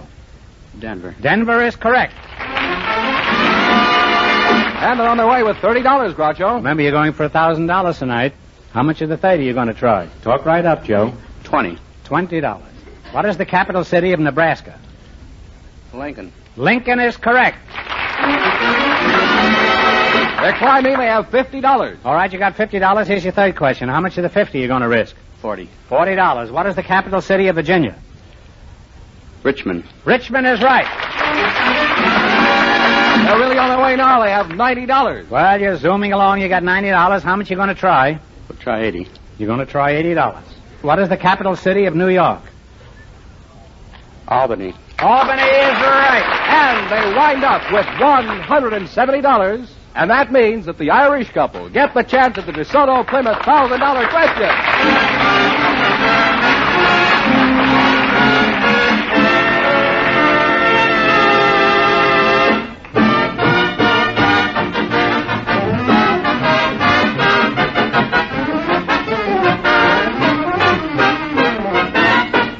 It's new. It's beautifully new. It's packed with value and ready to prove it. Yes, that's the beautiful new Plymouth. Now, more than ever, the car that likes to be compared. Drive it. Give it the toughest test you can think of, uphill and through traffic. Let your DeSoto Plymouth dealer arrange a demonstration ride tomorrow. Then compare. Compare the value in this beautifully new Plymouth with that in other leading low-priced cars. Check the convenience of Plymouth's ignition key starting, the lively power of the high-compression engine, the soft velvet stops of Safeguard hydraulic brakes, the protection of safety rim wheels, and many other exclusive Plymouth features. Yes, check and compare. For beauty, for room, for riding comfort. Now, more than ever, the new Plymouth is the car that likes to be compared. The car that's packed with value and ready to prove it. This beautiful new Plymouth, the American Beauty, is on display at all authorized DeSoto Plymouth dealers.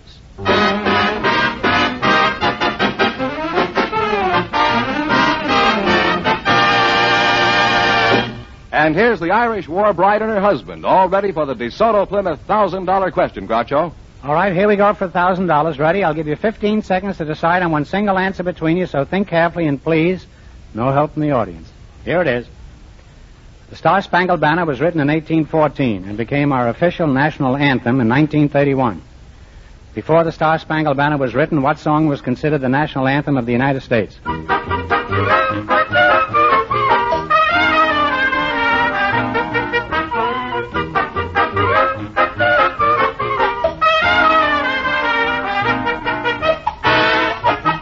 Okay, what's the answer you two have decided upon? I'm afraid I can't answer it. I'm sorry. The correct answer is Hail Columbia. So that means the big question next week will be worth $1,500. Well, you lost the big money, but you won $170 in the quiz. Congratulations and thanks to both of you.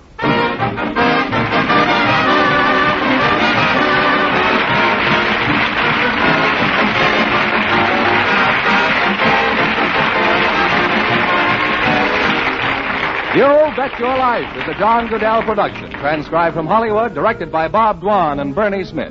Music by Jerry Fielding. Be sure to tune in again next Wednesday night at this time for the Groucho Marx Show, You'll Bet Your Life. Presented by the more than 3,000 DeSoto Plymouth dealers of America. And remember, all dealers who sell DeSoto also sell Plymouth. Two great cars, both products of the Chrysler Corporation. And don't forget, next week's big question will be worth $1,500. Well, it's time for Bing Crosby, so good night, folks. And remember, just be sure to see your DeSoto Plymouth dealer.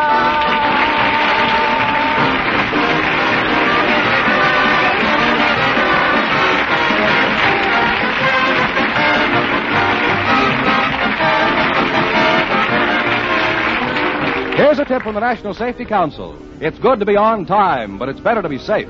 This is George Fenneman signing off for the more than 3,000 DeSoto Plymouth dealers from coast to coast.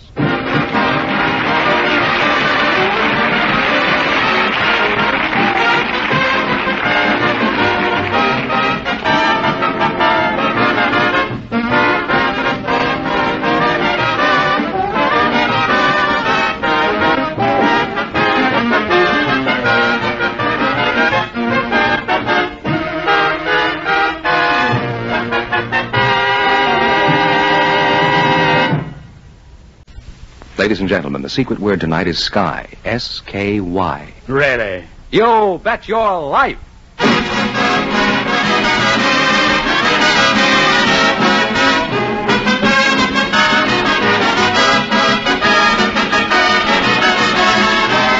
The DeSoto Plymouth Dealers of America present Groucho Marx in You Bet Your Life, the comedy quiz series produced and transcribed from Hollywood.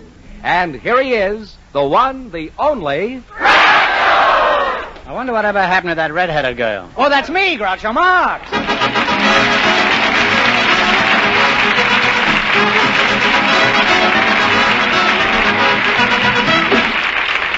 Thank you. Well, here I am again with $1,500 for one of our couples tonight. George Fenneman is first to try for it. Just before we went on the air, we asked if there were any young people present who'd like to get married someday. Now, our studio audience selected Miss Frankie Costelletto and policeman Bob Selman. And here they are. Folks, meet Groucho Marx. Welcome, kids, for the DeSoto Plymouth dealers. And if one of you says the secret word, he wins $100 in cash. It's a common word, something you see every day. Miss Castelletto? That's right. Frank? I'll call you Frankie, huh? Yes? Where are you from, Frankie? I was born somewhere on Brooklyn Avenue here in Los Angeles.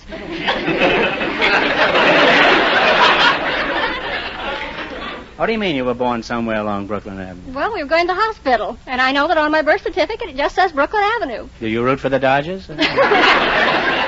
How old are you, Frankie? 25. Very young-looking girl for 25. And you're a policeman? Yes, sir. Mr. Selman, Bob Selman. Yes, sir. How old are you? I'm 27, Groucho. Mm-hmm. Where are you from? I was born on Lake Superior, in Duluth, Minnesota. You were born on Lake Superior? Yes, sir. I was born on the lake. What are you, a whitefish? What do you mean you were born on Lake Superior? Well, I was born on Lake Superior. My folks were on a fishing trip, and... Did your old man go on fishing while this was going? And what do you do for a living? I'm a librarian. What kind of a librarian are you? Public librarian. Now, what's the difference between a public library and a private library? Well, I have a library at home. Well, I don't have any books in it, but good place to hide booze. And... Well, when we think of a private library... Do you think very often of a private library? Well, private libraries are usually corporation libraries. They have sort of a restricted clientele, but we like to see everybody at the public library. I always think of a private library, you know. I always think of a kind of an elderly man in a smoking jacket sitting there with a knife in his back. And, usually around midnight. They never read, those fellas. They're always sitting there with knives in their back. You're not married, huh? No, I'm not married. Bob, why aren't you married? Not on my salary, Groucho. Would you like to get married, Bob? Someday I plan to, yes, sir. When? Well, as soon as I can afford it. You mean you're going to stay a bachelor all your life? Have you ever thought of including Frankie here in your plans? Well, I just met her, Groucho. Well, you're a cop, aren't you? Wait till she breaks the law and then pinch her.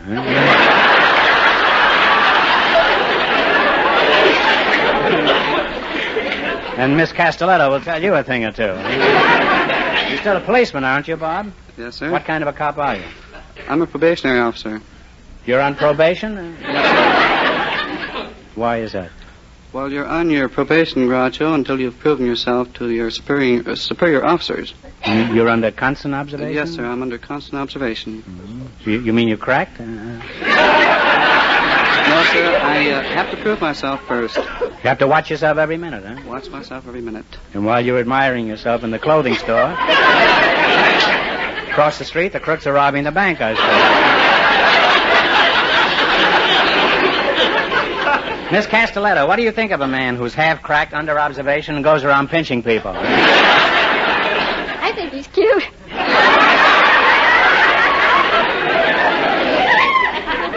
I may be wrong, Bob, but it seems to me that you're more than casually interested in Frankie here. Why don't you ask her phone number? Go ahead. Don't be bashful. I already have it, Groucho. See, Frankie, the long arm of the law is slipping around your waist already. Frankie, truly, does he really have your phone number? Yes, Groucho. Why'd you give it to him, huh? I don't know. He asked me. I'm used to answering questions. The training these young policemen get nowadays. Remember, she's a librarian there now, Bob. Yes, she can read you like a book. Well, I've kidded our policeman tonight, but he knows I didn't mean a word of it. I'm sure we've become old and trusted friends, Bob. Yes, sir. And eventually we'll spend a lot of time together.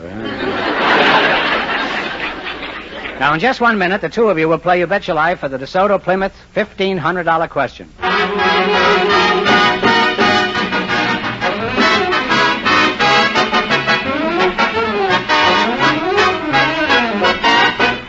Drive a DeSoto before you decide. All across the country, prospective car owners are doing just that. They're thrilling to the beauty and performance of this new DeSoto. For here is a car with not just a few new features, but one that is really a new model from bumper to bumper. Start at the front of this car and feast your eyes on DeSoto's brand new full-width front grille. A beautiful grille that gives the car a look of power its high-compression engine so justly deserves. Look at those newly styled rear fenders and see how they add sweep and grace to the entire appearance of the car. Look through that rear window, which is larger and also has been lowered to make the visibility far better. And then take this new DeSoto out on the road. Remember, it's the car that lets you drive without shifting. Note its bigger brakes that stop you with far less effort. Feel how easy it is to drive and to steer. Yes, drive a DeSoto before you decide. Tomorrow, see the all-new DeSoto at your authorized DeSoto Plymouth dealers.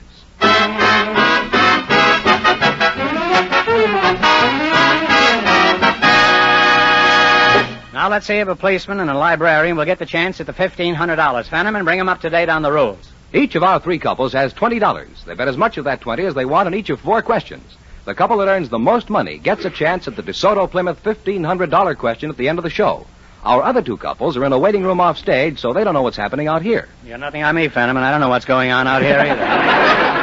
Here we go. Let's see how high I can build you $20. You selected stars in current movies as your category. Is that right? Here's your first question. You have $20. How much are you going to try? 10. Who plays opposite Rhonda Fleming in The Great Lover? Bob Hope. Bob Hope is correct. And they're off to a good start with $30. Now you got $30. How much are you going to try? 10. Talk 20. Remember, you're going for $1,500 tonight. Who is the star of 12 O'Clock High? Gregory Peck. Gregory Peck is right. They're on their way now. They have $50. Here's your third question. You got 50. How much are you going to try the 50? $30. Who plays opposite George Brent and Robert Young in Bride for Sale? Claudette Colbert. Claudette Colbert is right. They're really on their way now. They have $80, Groucho. How much of the 80 will you try? 20 enough? No, way up. 80. All of it? Okay. Who co-stars with Wanda Hendricks and Orson Welles in Prince of Foxes?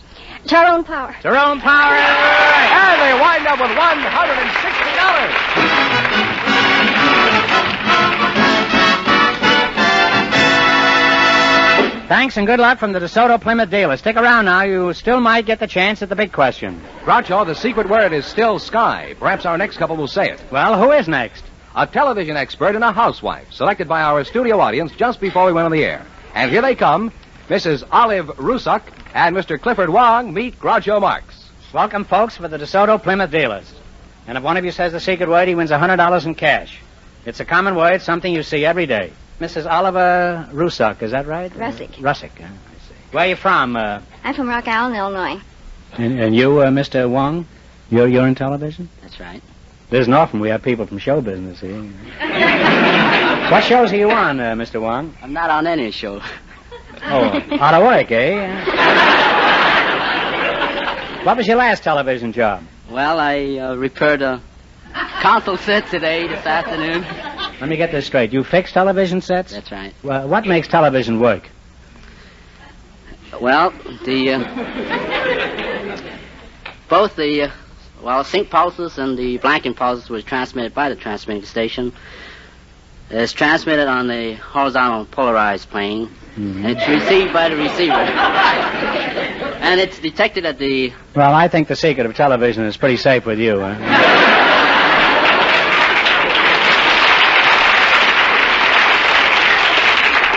Mrs. Russick, let's forget the whole thing. What does your husband do, Mrs. Russick? He's an ex-musician. An ex-musician? Uh-huh. We've got 15 of them back here. Good place for him to join, wouldn't it? What do you mean he's an ex-musician? Does he make a living not playing an instrument? Yes. What does he do now? He's working for the school board now. Does he play xylophone or anything? Oh, no. Once in a while. What did he play before? He played a banjo. And did he woo you with the banjo? Uh-huh. How? Well, and that isn't how I met him. My father lived on a farm, and I was visiting him, and I wanted to learn how to drive a car, but he didn't want to teach me, so he was taking a nap, and that afternoon, he was going to have this young lad come and help him with the haying. And this is the Eddie Peabody character. Yes. So when he came and my father was asleep, he decided he might as well take a nap, too, so he crawled up on the haystack. And so I was out driving the car around in the hayfield, because that way I wouldn't hit anybody or anything, and so I run it into the haystack. And I bounced him out, and he landed on the hood of the car in front of the windshield. And that's how I met him. Did he have his banjo with him at the time? Now, Clifford Wong, I'll just call you Static, huh? Tell me, as a television repairman, just what do you do? Repair television sets. Who do you work for, Mr. Wong? Muntz Television. Well, if you had to do it over again, would you go into the television business, Mr. Wong? Well, yes, I think I will, but only on your side of the business is where there's money involved. You want to be where I am, where the money is that it? All right, you asked for it. Go ahead. This is your program, huh?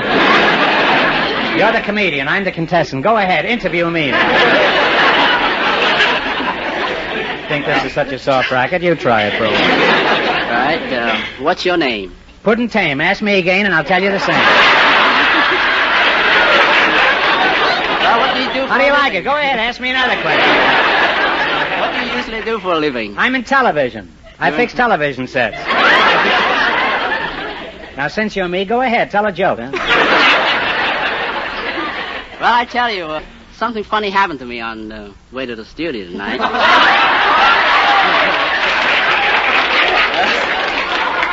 Well, there's going to be a lot of radios going to need fixing after this. Well, go ahead, shoot, Mr. Wong. Well, on my way to the studio tonight, a man stopped me. He says, could you let me have 30 cents so I could be with my family? Feeling sorry for the man, I handed him 30 cents. I said, where is your family? This is the answer he gave me. In the movies.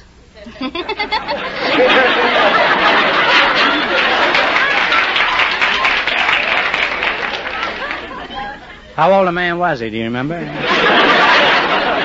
I don't. What was the movie? Do you remember that? You didn't tell me. Now, you were going to tell us a joke. Go ahead with the joke. That is a joke. That's the joke? Okay, have it your own way. What do you do for a living? I repair television sets. Well, stick to it. That's where the big money is. Well, after talking to you two, I'm convinced television is still around the corner. Now, let's see if you can run your $20 into more than the other two couples and get a crack at the DeSoto Plymouth $1,500 question later. I can't tell you how much they won, but George Fenneman is off stage to remind our listeners. The policeman and the librarian won $160. Here we go. Let's see how high you can build your $20. What question category did you select? A. Music by Jimmy McHugh. Is that right? Mm-hmm. And how much are you going to risk? Shall we bet 10? Talk right up into the microphone now. 10. Because Bing Crosby is listening, and we don't want old Baldy to miss anything here. You're going to bet $10. Here's your first question. Jerry Fielding plays. You give me the name of the song. Play, Jerry.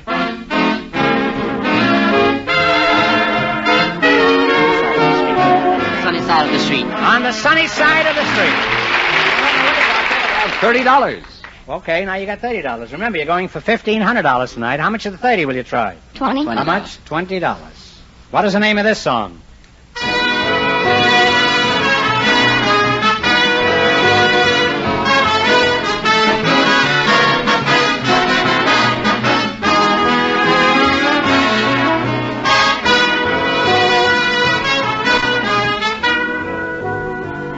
What is the answer you two have decided upon, huh?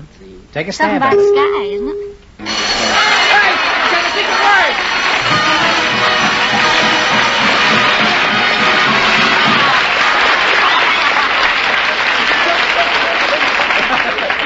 word! Riding around that haystack certainly made you lucky, Mr. Russell. You just said sky, and that's the secret word tonight, so you win $100 in cash, compliments of the DeSoto Plymouth Dealers of America. By the way, the name of that song is I Feel a Song Coming On. They have practically nothing outside of that $100. $10, Groucho. You've sunk down to $10, and here's your third question. How much of the 10 are you going to bet? I will bet $5. $5. Give me the title of this McHugh song. Okay, Jerry? Don't blame me. Don't blame me. Don't blame me. $15, Groucho. Now you're riding down the roller coaster. You got 15 smackers. Here's your last chance to beat the other couples. How much will you bet? Let's bet it all. Here we go. What's the name of this song? I can't give you anything but love, baby. Love. And they wind up with $30.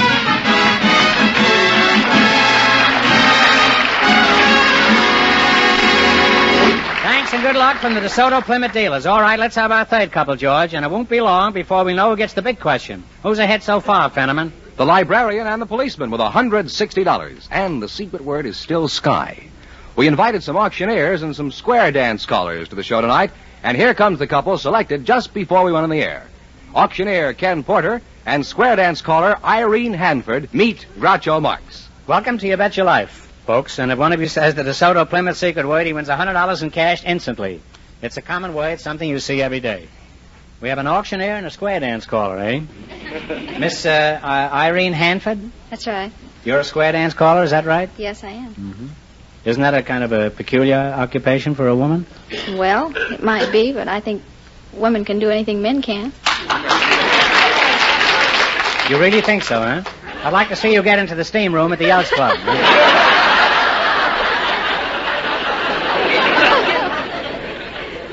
Where are you from, Irene? Los Angeles. And are you married? No, I'm not.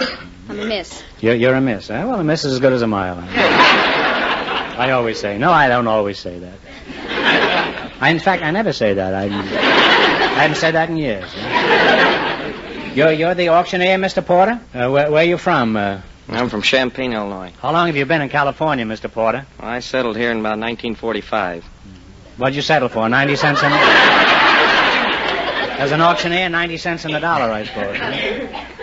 Are you married, or haven't you ever felt yourself going, gone? Huh? Yes, I'm married. You are married, huh? How'd you meet your wife? Did you pick her up at an auction? When I got my discharge out of Klamath Falls, Oregon, I came down here to visit. Out of where? Klamath Falls, Oregon. What were you doing up there? I was in rehabilitation camp up there. Oh. What do you do in the rehabilitation camp? Well, I was a Marine Corps. They was getting me ready for the public, I guess. What would you say is the most important qualification for an auctioneer? Well, 95% of it is psychology, softening up the people. Well, is that what you use the hammer for? No, I mean, you gotta, tell jokes.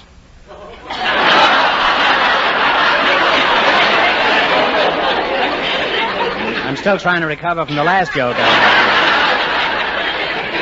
Okay, let's hear one of the jokes, Just a small one now. Say about a $2 purchase, huh? I don't mean that. I mean, you got to soften the crowd up, not with a joke, but sort of in a saying, like if they're not bidding.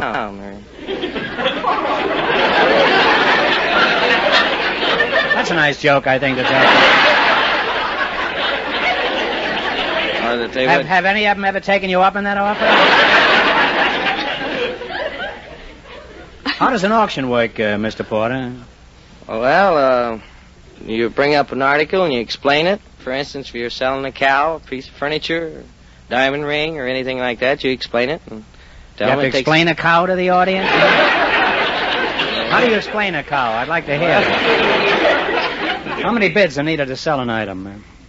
2 bids, sir. 1 bid doesn't make an auction. Well, how do you know when to stop the bidding? Well, when they quit bidding. This is after you tell them to lie down the floor and drop dead, is that?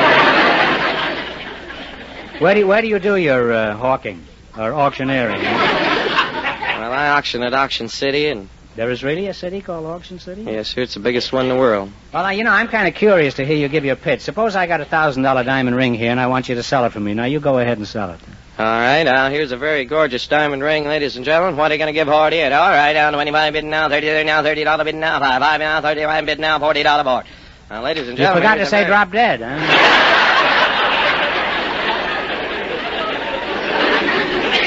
I notice you raise your hand when you're doing that chanting. Why do you do that? Do you want to ask a question? No. I helped you pick up bids. Oh, I thought maybe you want to go to the bid room, huh?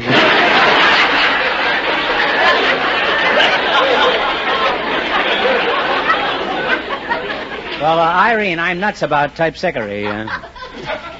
I've never gone square dancing. Could you describe a typical dance? Well, you want an easy one or a complicated one? Well, say about medium, huh? Tail loose, Irene, huh?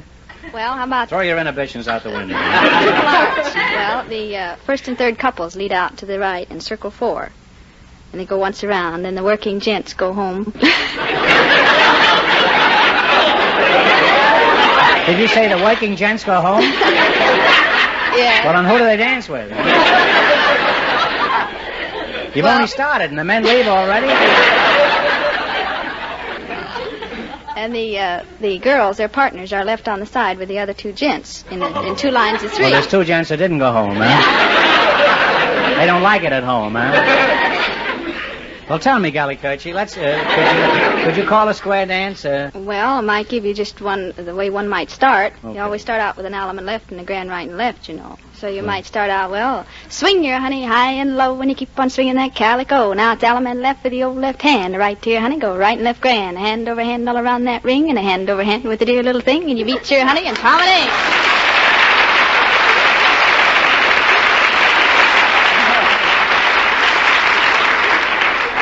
That's pretty good. I kind of like that, huh? Now, suppose you wanted to set up an auction across the street from a square dance. And you wanted to take that crowd away from it. Now, how about you, starting your auction, and you do your square dance, and let's see how the two of them go. Now, 1, 2, 3, go! All right, now, 75 bid now, $80 hard, $80 bid now. Quiet, quiet! If anybody wants to make a phone call, this is the time to do it. Right? Well, I've learned a lot about America tonight, and it won't be long before we're investigated. Now, you're going to play the DeSoto Plymouth game, you bet your life. If you beat the other couples, you'll get a crack at the $1,500 question. I can't tell you how much they won, but George is off stage to remind our listeners. The policeman and the librarian are still ahead with $160. Here we go. You have $20. Let's see how high I can build you $20. You selected famous animals as your category. Okay, how much of the 20 you're going to try, and talk right into the microphone and loud? $10. What animal do you associate with Lady Godiva? Horse. A horse is correct.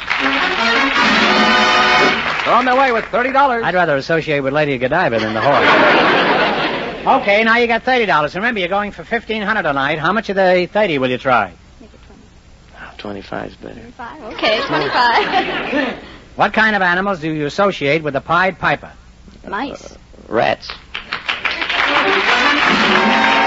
They're climbing. They have $55, Well, Groucho. they're both rodents, so I guess we'll give you How much you going to bet? You have $55. All of it? 45. $45. What animal do you associate with Jonah? A whale. A whale is right. They're really climbing. They have $100.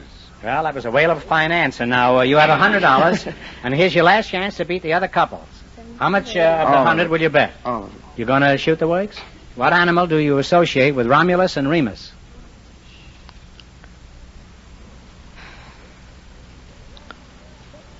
Wolf. A wolf is right. And they wind up with $200. And that means the auctioneer and the square dance caller get the chance at the DeSoto Plymouth $1,500 question.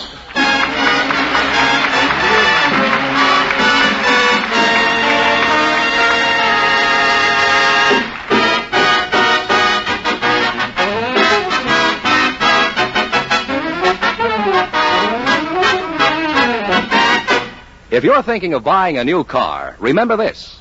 Now, more than ever, the beautiful new Plymouth is the car that likes to be compared.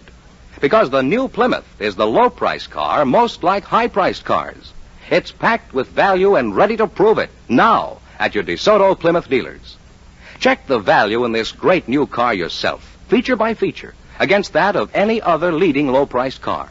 Compare the convenience of the new Plymouth's ignition key starting, the soaring power of its high-compression engine, the velvety comfort of its improved air pillow ride, the quick, sure stops of its safeguard hydraulic brakes, and many other features exclusive with the great new Plymouth. You'll discover that this beautiful new Plymouth offers you a truly sensational new high for value in the low-priced field. Tomorrow, see the American beauty, the great new Plymouth at your DeSoto Plymouth dealers. And while you're there, don't miss the brilliant new DeSoto as well, a car that's truly new, the finest car that has ever borne the name DeSoto. Learn why your DeSoto Plymouth dealer is so proud of these two superb cars, the great new Plymouth and the brilliant new DeSoto.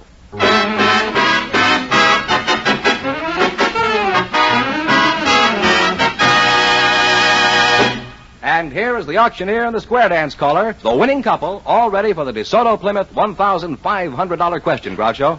How about it, kids? You nervous? Slightly. You're both professional talkers now. This is the time to talk up. All right, here we go for $1,500. I'll give you 15 seconds to decide on one single answer between you, so think carefully and please, no help from the audience. Here it is. Abraham Lincoln was our tallest president, standing 6'4" in his stocking feet. For $1,500, tell me, who was our shortest president?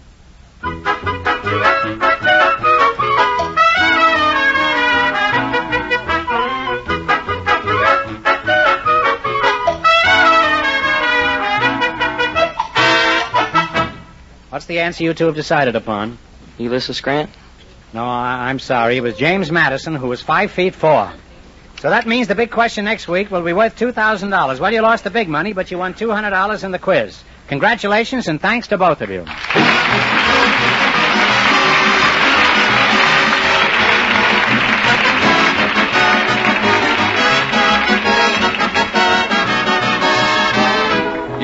Bet Your Life is a John Goodell production, transcribed from Hollywood, directed by Bob Dwan and Bernie Smith.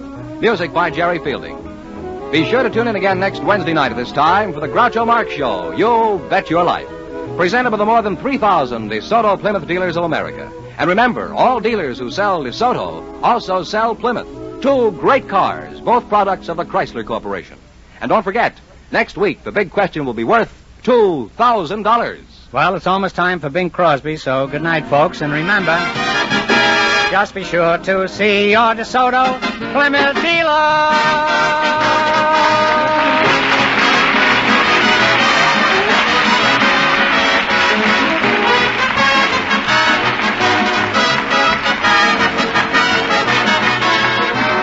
Folks, here's a reminder. A dime seems like a lot of money to a small child, especially when that dime is part of the money you give the March of Dimes. And that child is a victim of infantile paralysis. Send all the dimes and dollars you can spare to your local March of Dimes headquarters. This is George Fenneman signing off for the more than 3,000 DeSoto Plymouth dealers from coast to coast.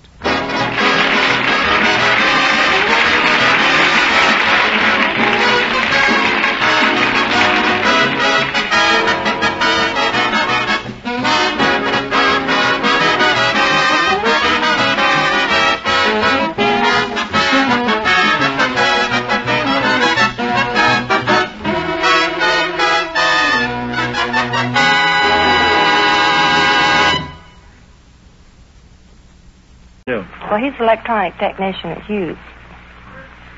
You have a job? Yes, I'm a crane operator, Groucho. You're a what? I'm a crane operator. Crane? You mean with birds in the zoo? No. I run an electric overhead ridge crane. And you operate on these cranes? Well, we pick up... Steam shovel, you mean? No, it's not a steam shovel. It's a crane. And we pick up different shapes and... Crane in Jewish is horseradish. Did you know that? Well, it isn't at Harvey Aluminum. Well, you say this isn't a steam shovel? No, it's a crane. Well, what is the difference between a crane and a steam shovel? Well, a steam shovel runs on the ground and scoops stuff out from the ground, and the crane runs up in the air, picks stuff up on top of the ground. Well, do you ever get butterfingers and drop a ton or two on somebody's foot? Well, I've never dropped anything with the man-saver, but I've dropped stuff with the bells.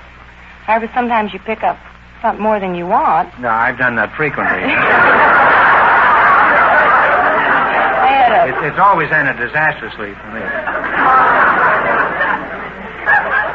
Well, now, let's see. Who are you again? You're Glenn Anderson, huh? No, I'm Pat Cunningham. You're Pat Cunningham. Well, who's Glenn Anderson? I think this young lady... Oh, you're Glenn Anderson. Oh, it's Glenn Anderson. I thought I was talking to him all the time. Boy, you certainly can get confused up here. Well, you're a handsome and patient young man, and if you ever like a ride on a crane, I'm sure we can arrange it. How old are you, Pat? I'm 28 years old. Yeah. 28. Are you married? Not yet, no. Now, what sort of work do you do, Pat? Well, Groucho, I own and operate a sporting goods store, and I'm a bullfighter.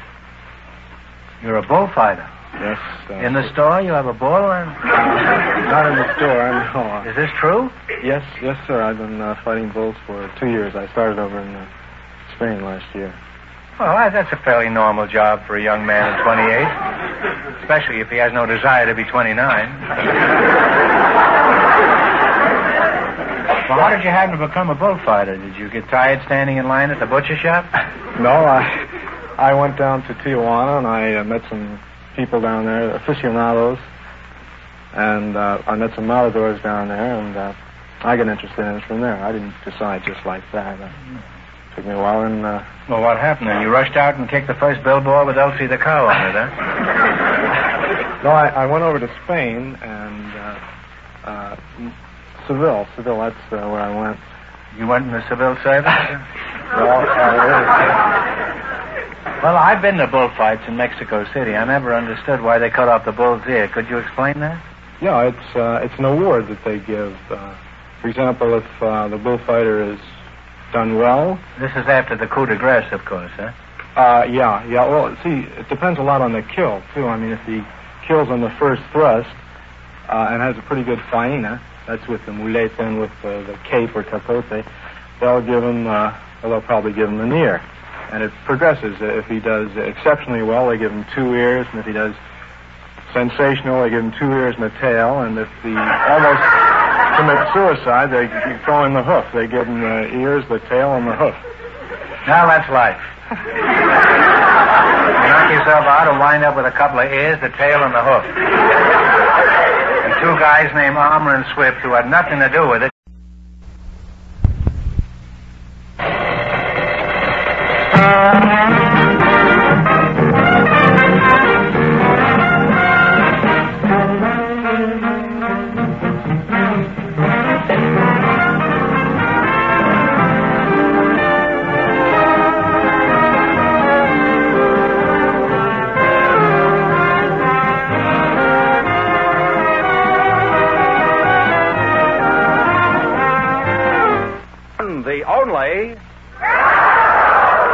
That's me, Father Time.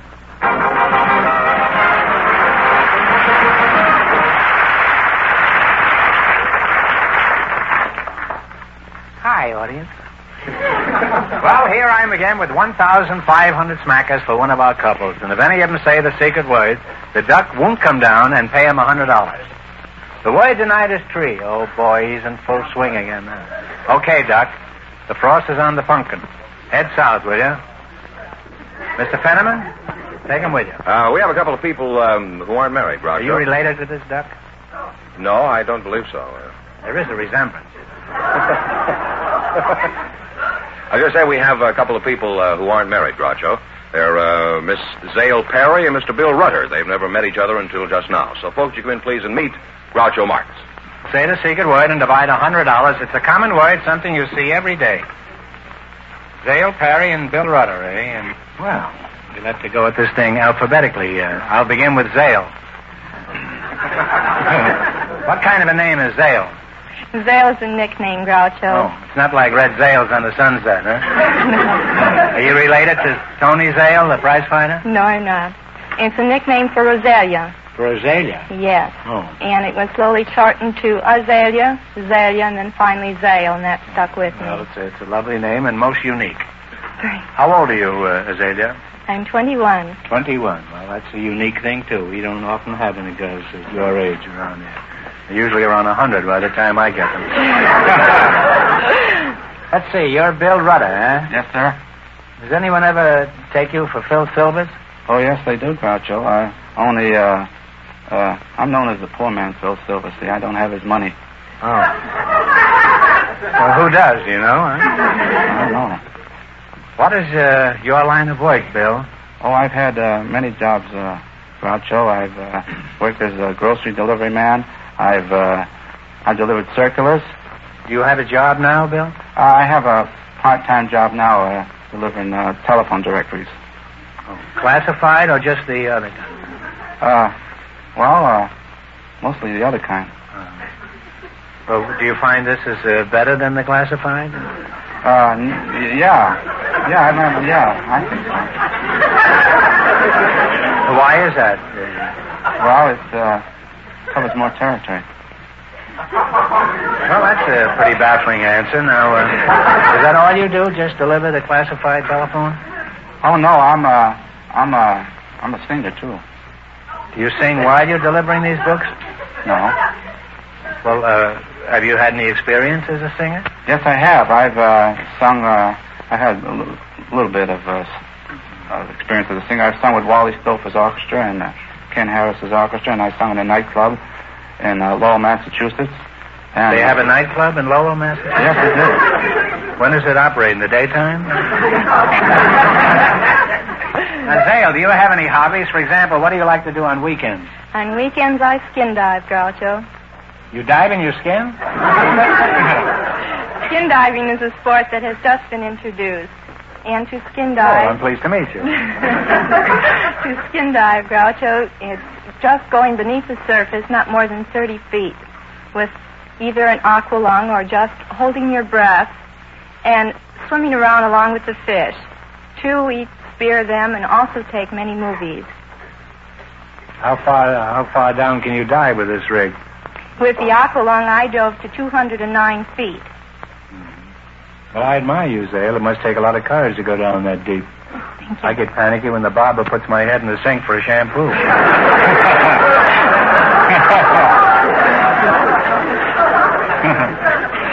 Isn't that getting in pretty deep for a young girl like you? Yes, it is, Groucho. It's the women's world record. Well, congratulations.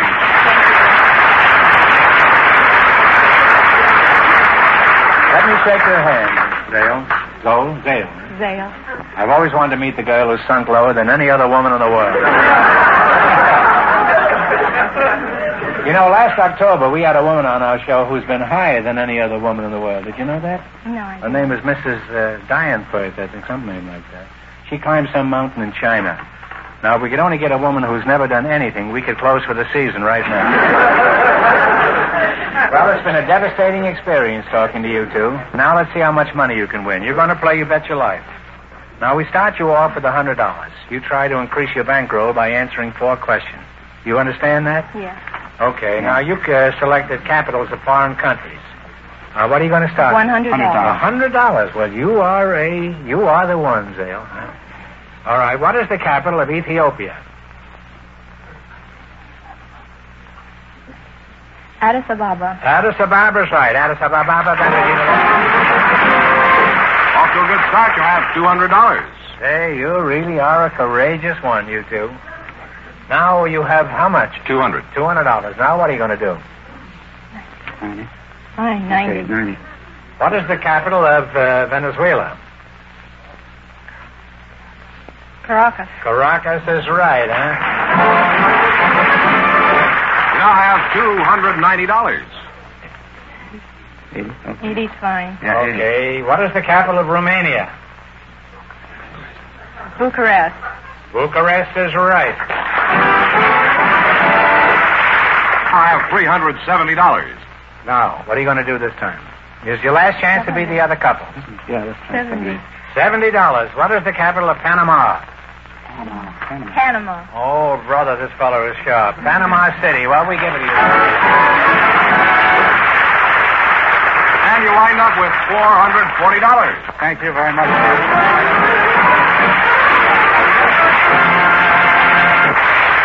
Before we went on the air, our studio audience selected Miss Gwen Anderson. Her partner is Mr. Patrick Cunningham.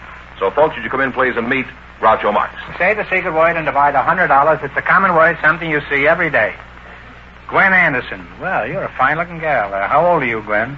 29. 29. Mm-hmm. Well, you look pretty good for 29.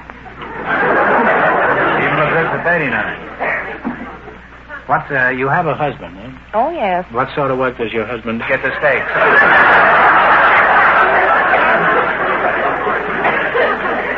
Well, you're a charming couple, and it's been an experience talking to you two. Now, let's play You Bet Your Life.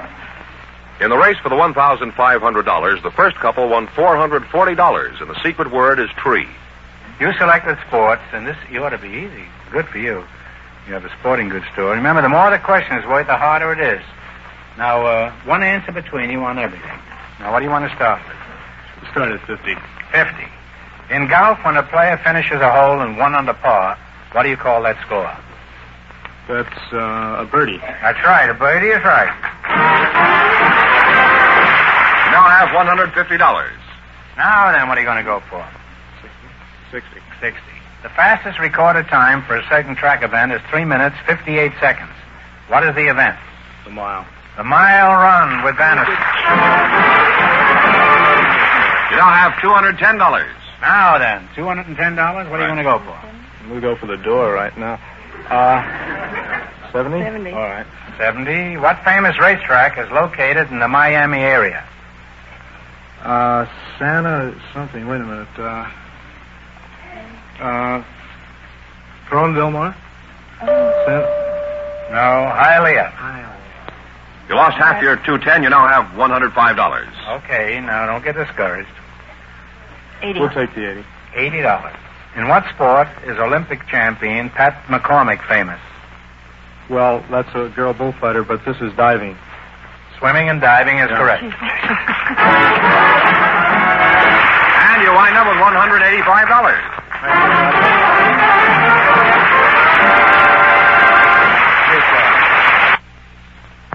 pretty unusual for you now. Usually, as you remember, we have just two people on a team. But these people sort of go together, all four of them. So we think it'd be a shame to split them up. So will Herman and Harmon and Leela and Lola Lovelace please come in and meet Groucho Marx? Say the secret word, and divide $100.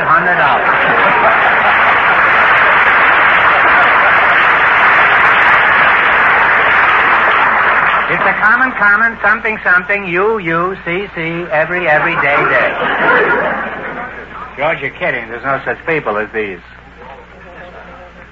Would somebody mind tell me what's going on here? Speak up, somebody. We're two pairs of twins. Twins married to twins. Could you identify yourselves and tell me who you're married to? Why don't you, on the end, you start. I'm Herman. You're Herman? I'm married to Leela. Where's Leela? I'm Leela, married to Herman.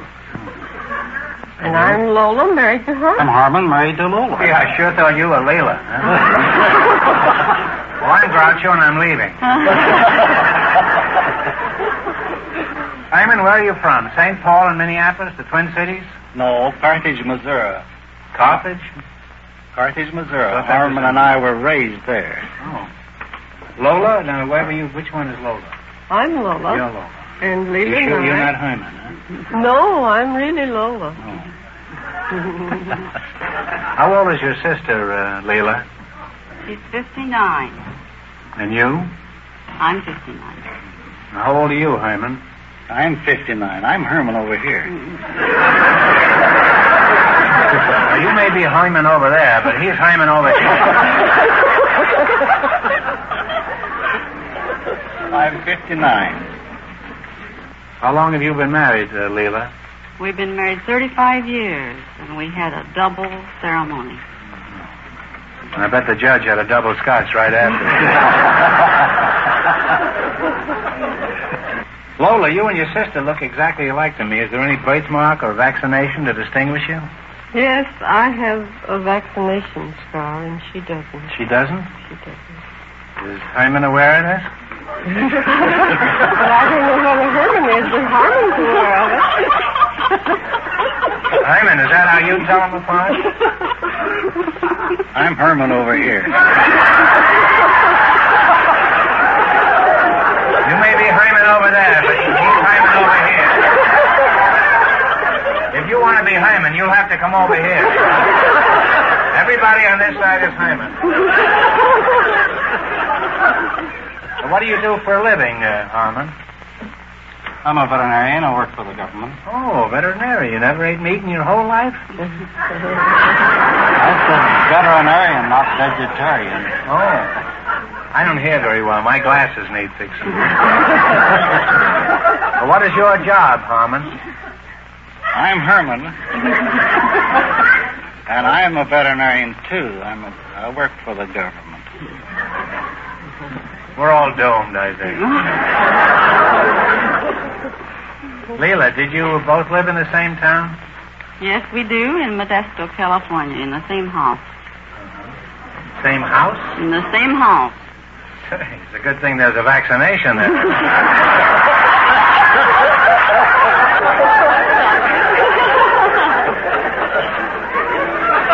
Well, could you tell us something about the way you live, Leela? We? No, I didn't mean you. I meant this one. Lola, I'm Lola. Weren't you Hyman a little while ago? I think I'm still Lola. I think I'm Leela. I know I'm loony. I don't know about We live as one family. Is one family? Yes, we do. We have just one bank account. We all write checks on it. We have just one family car. Oh, I think it's admirable that you can all live together in perfect harmony. However, if you ever did have a battle, it'd be confusing, wouldn't it? Nobody'd know who was slugging who.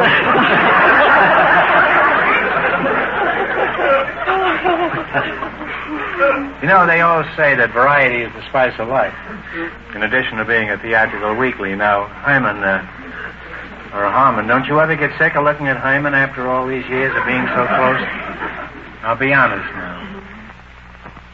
I'm Herman. I don't care who you are. Don't you get sick of looking at him? No, I think that Harmon's a very nice looking fellow. How about you? Did you get sick of looking at your brother? Oh, no, never. Well, what about when you shave? You don't need a mirror. You just stand in front of each other.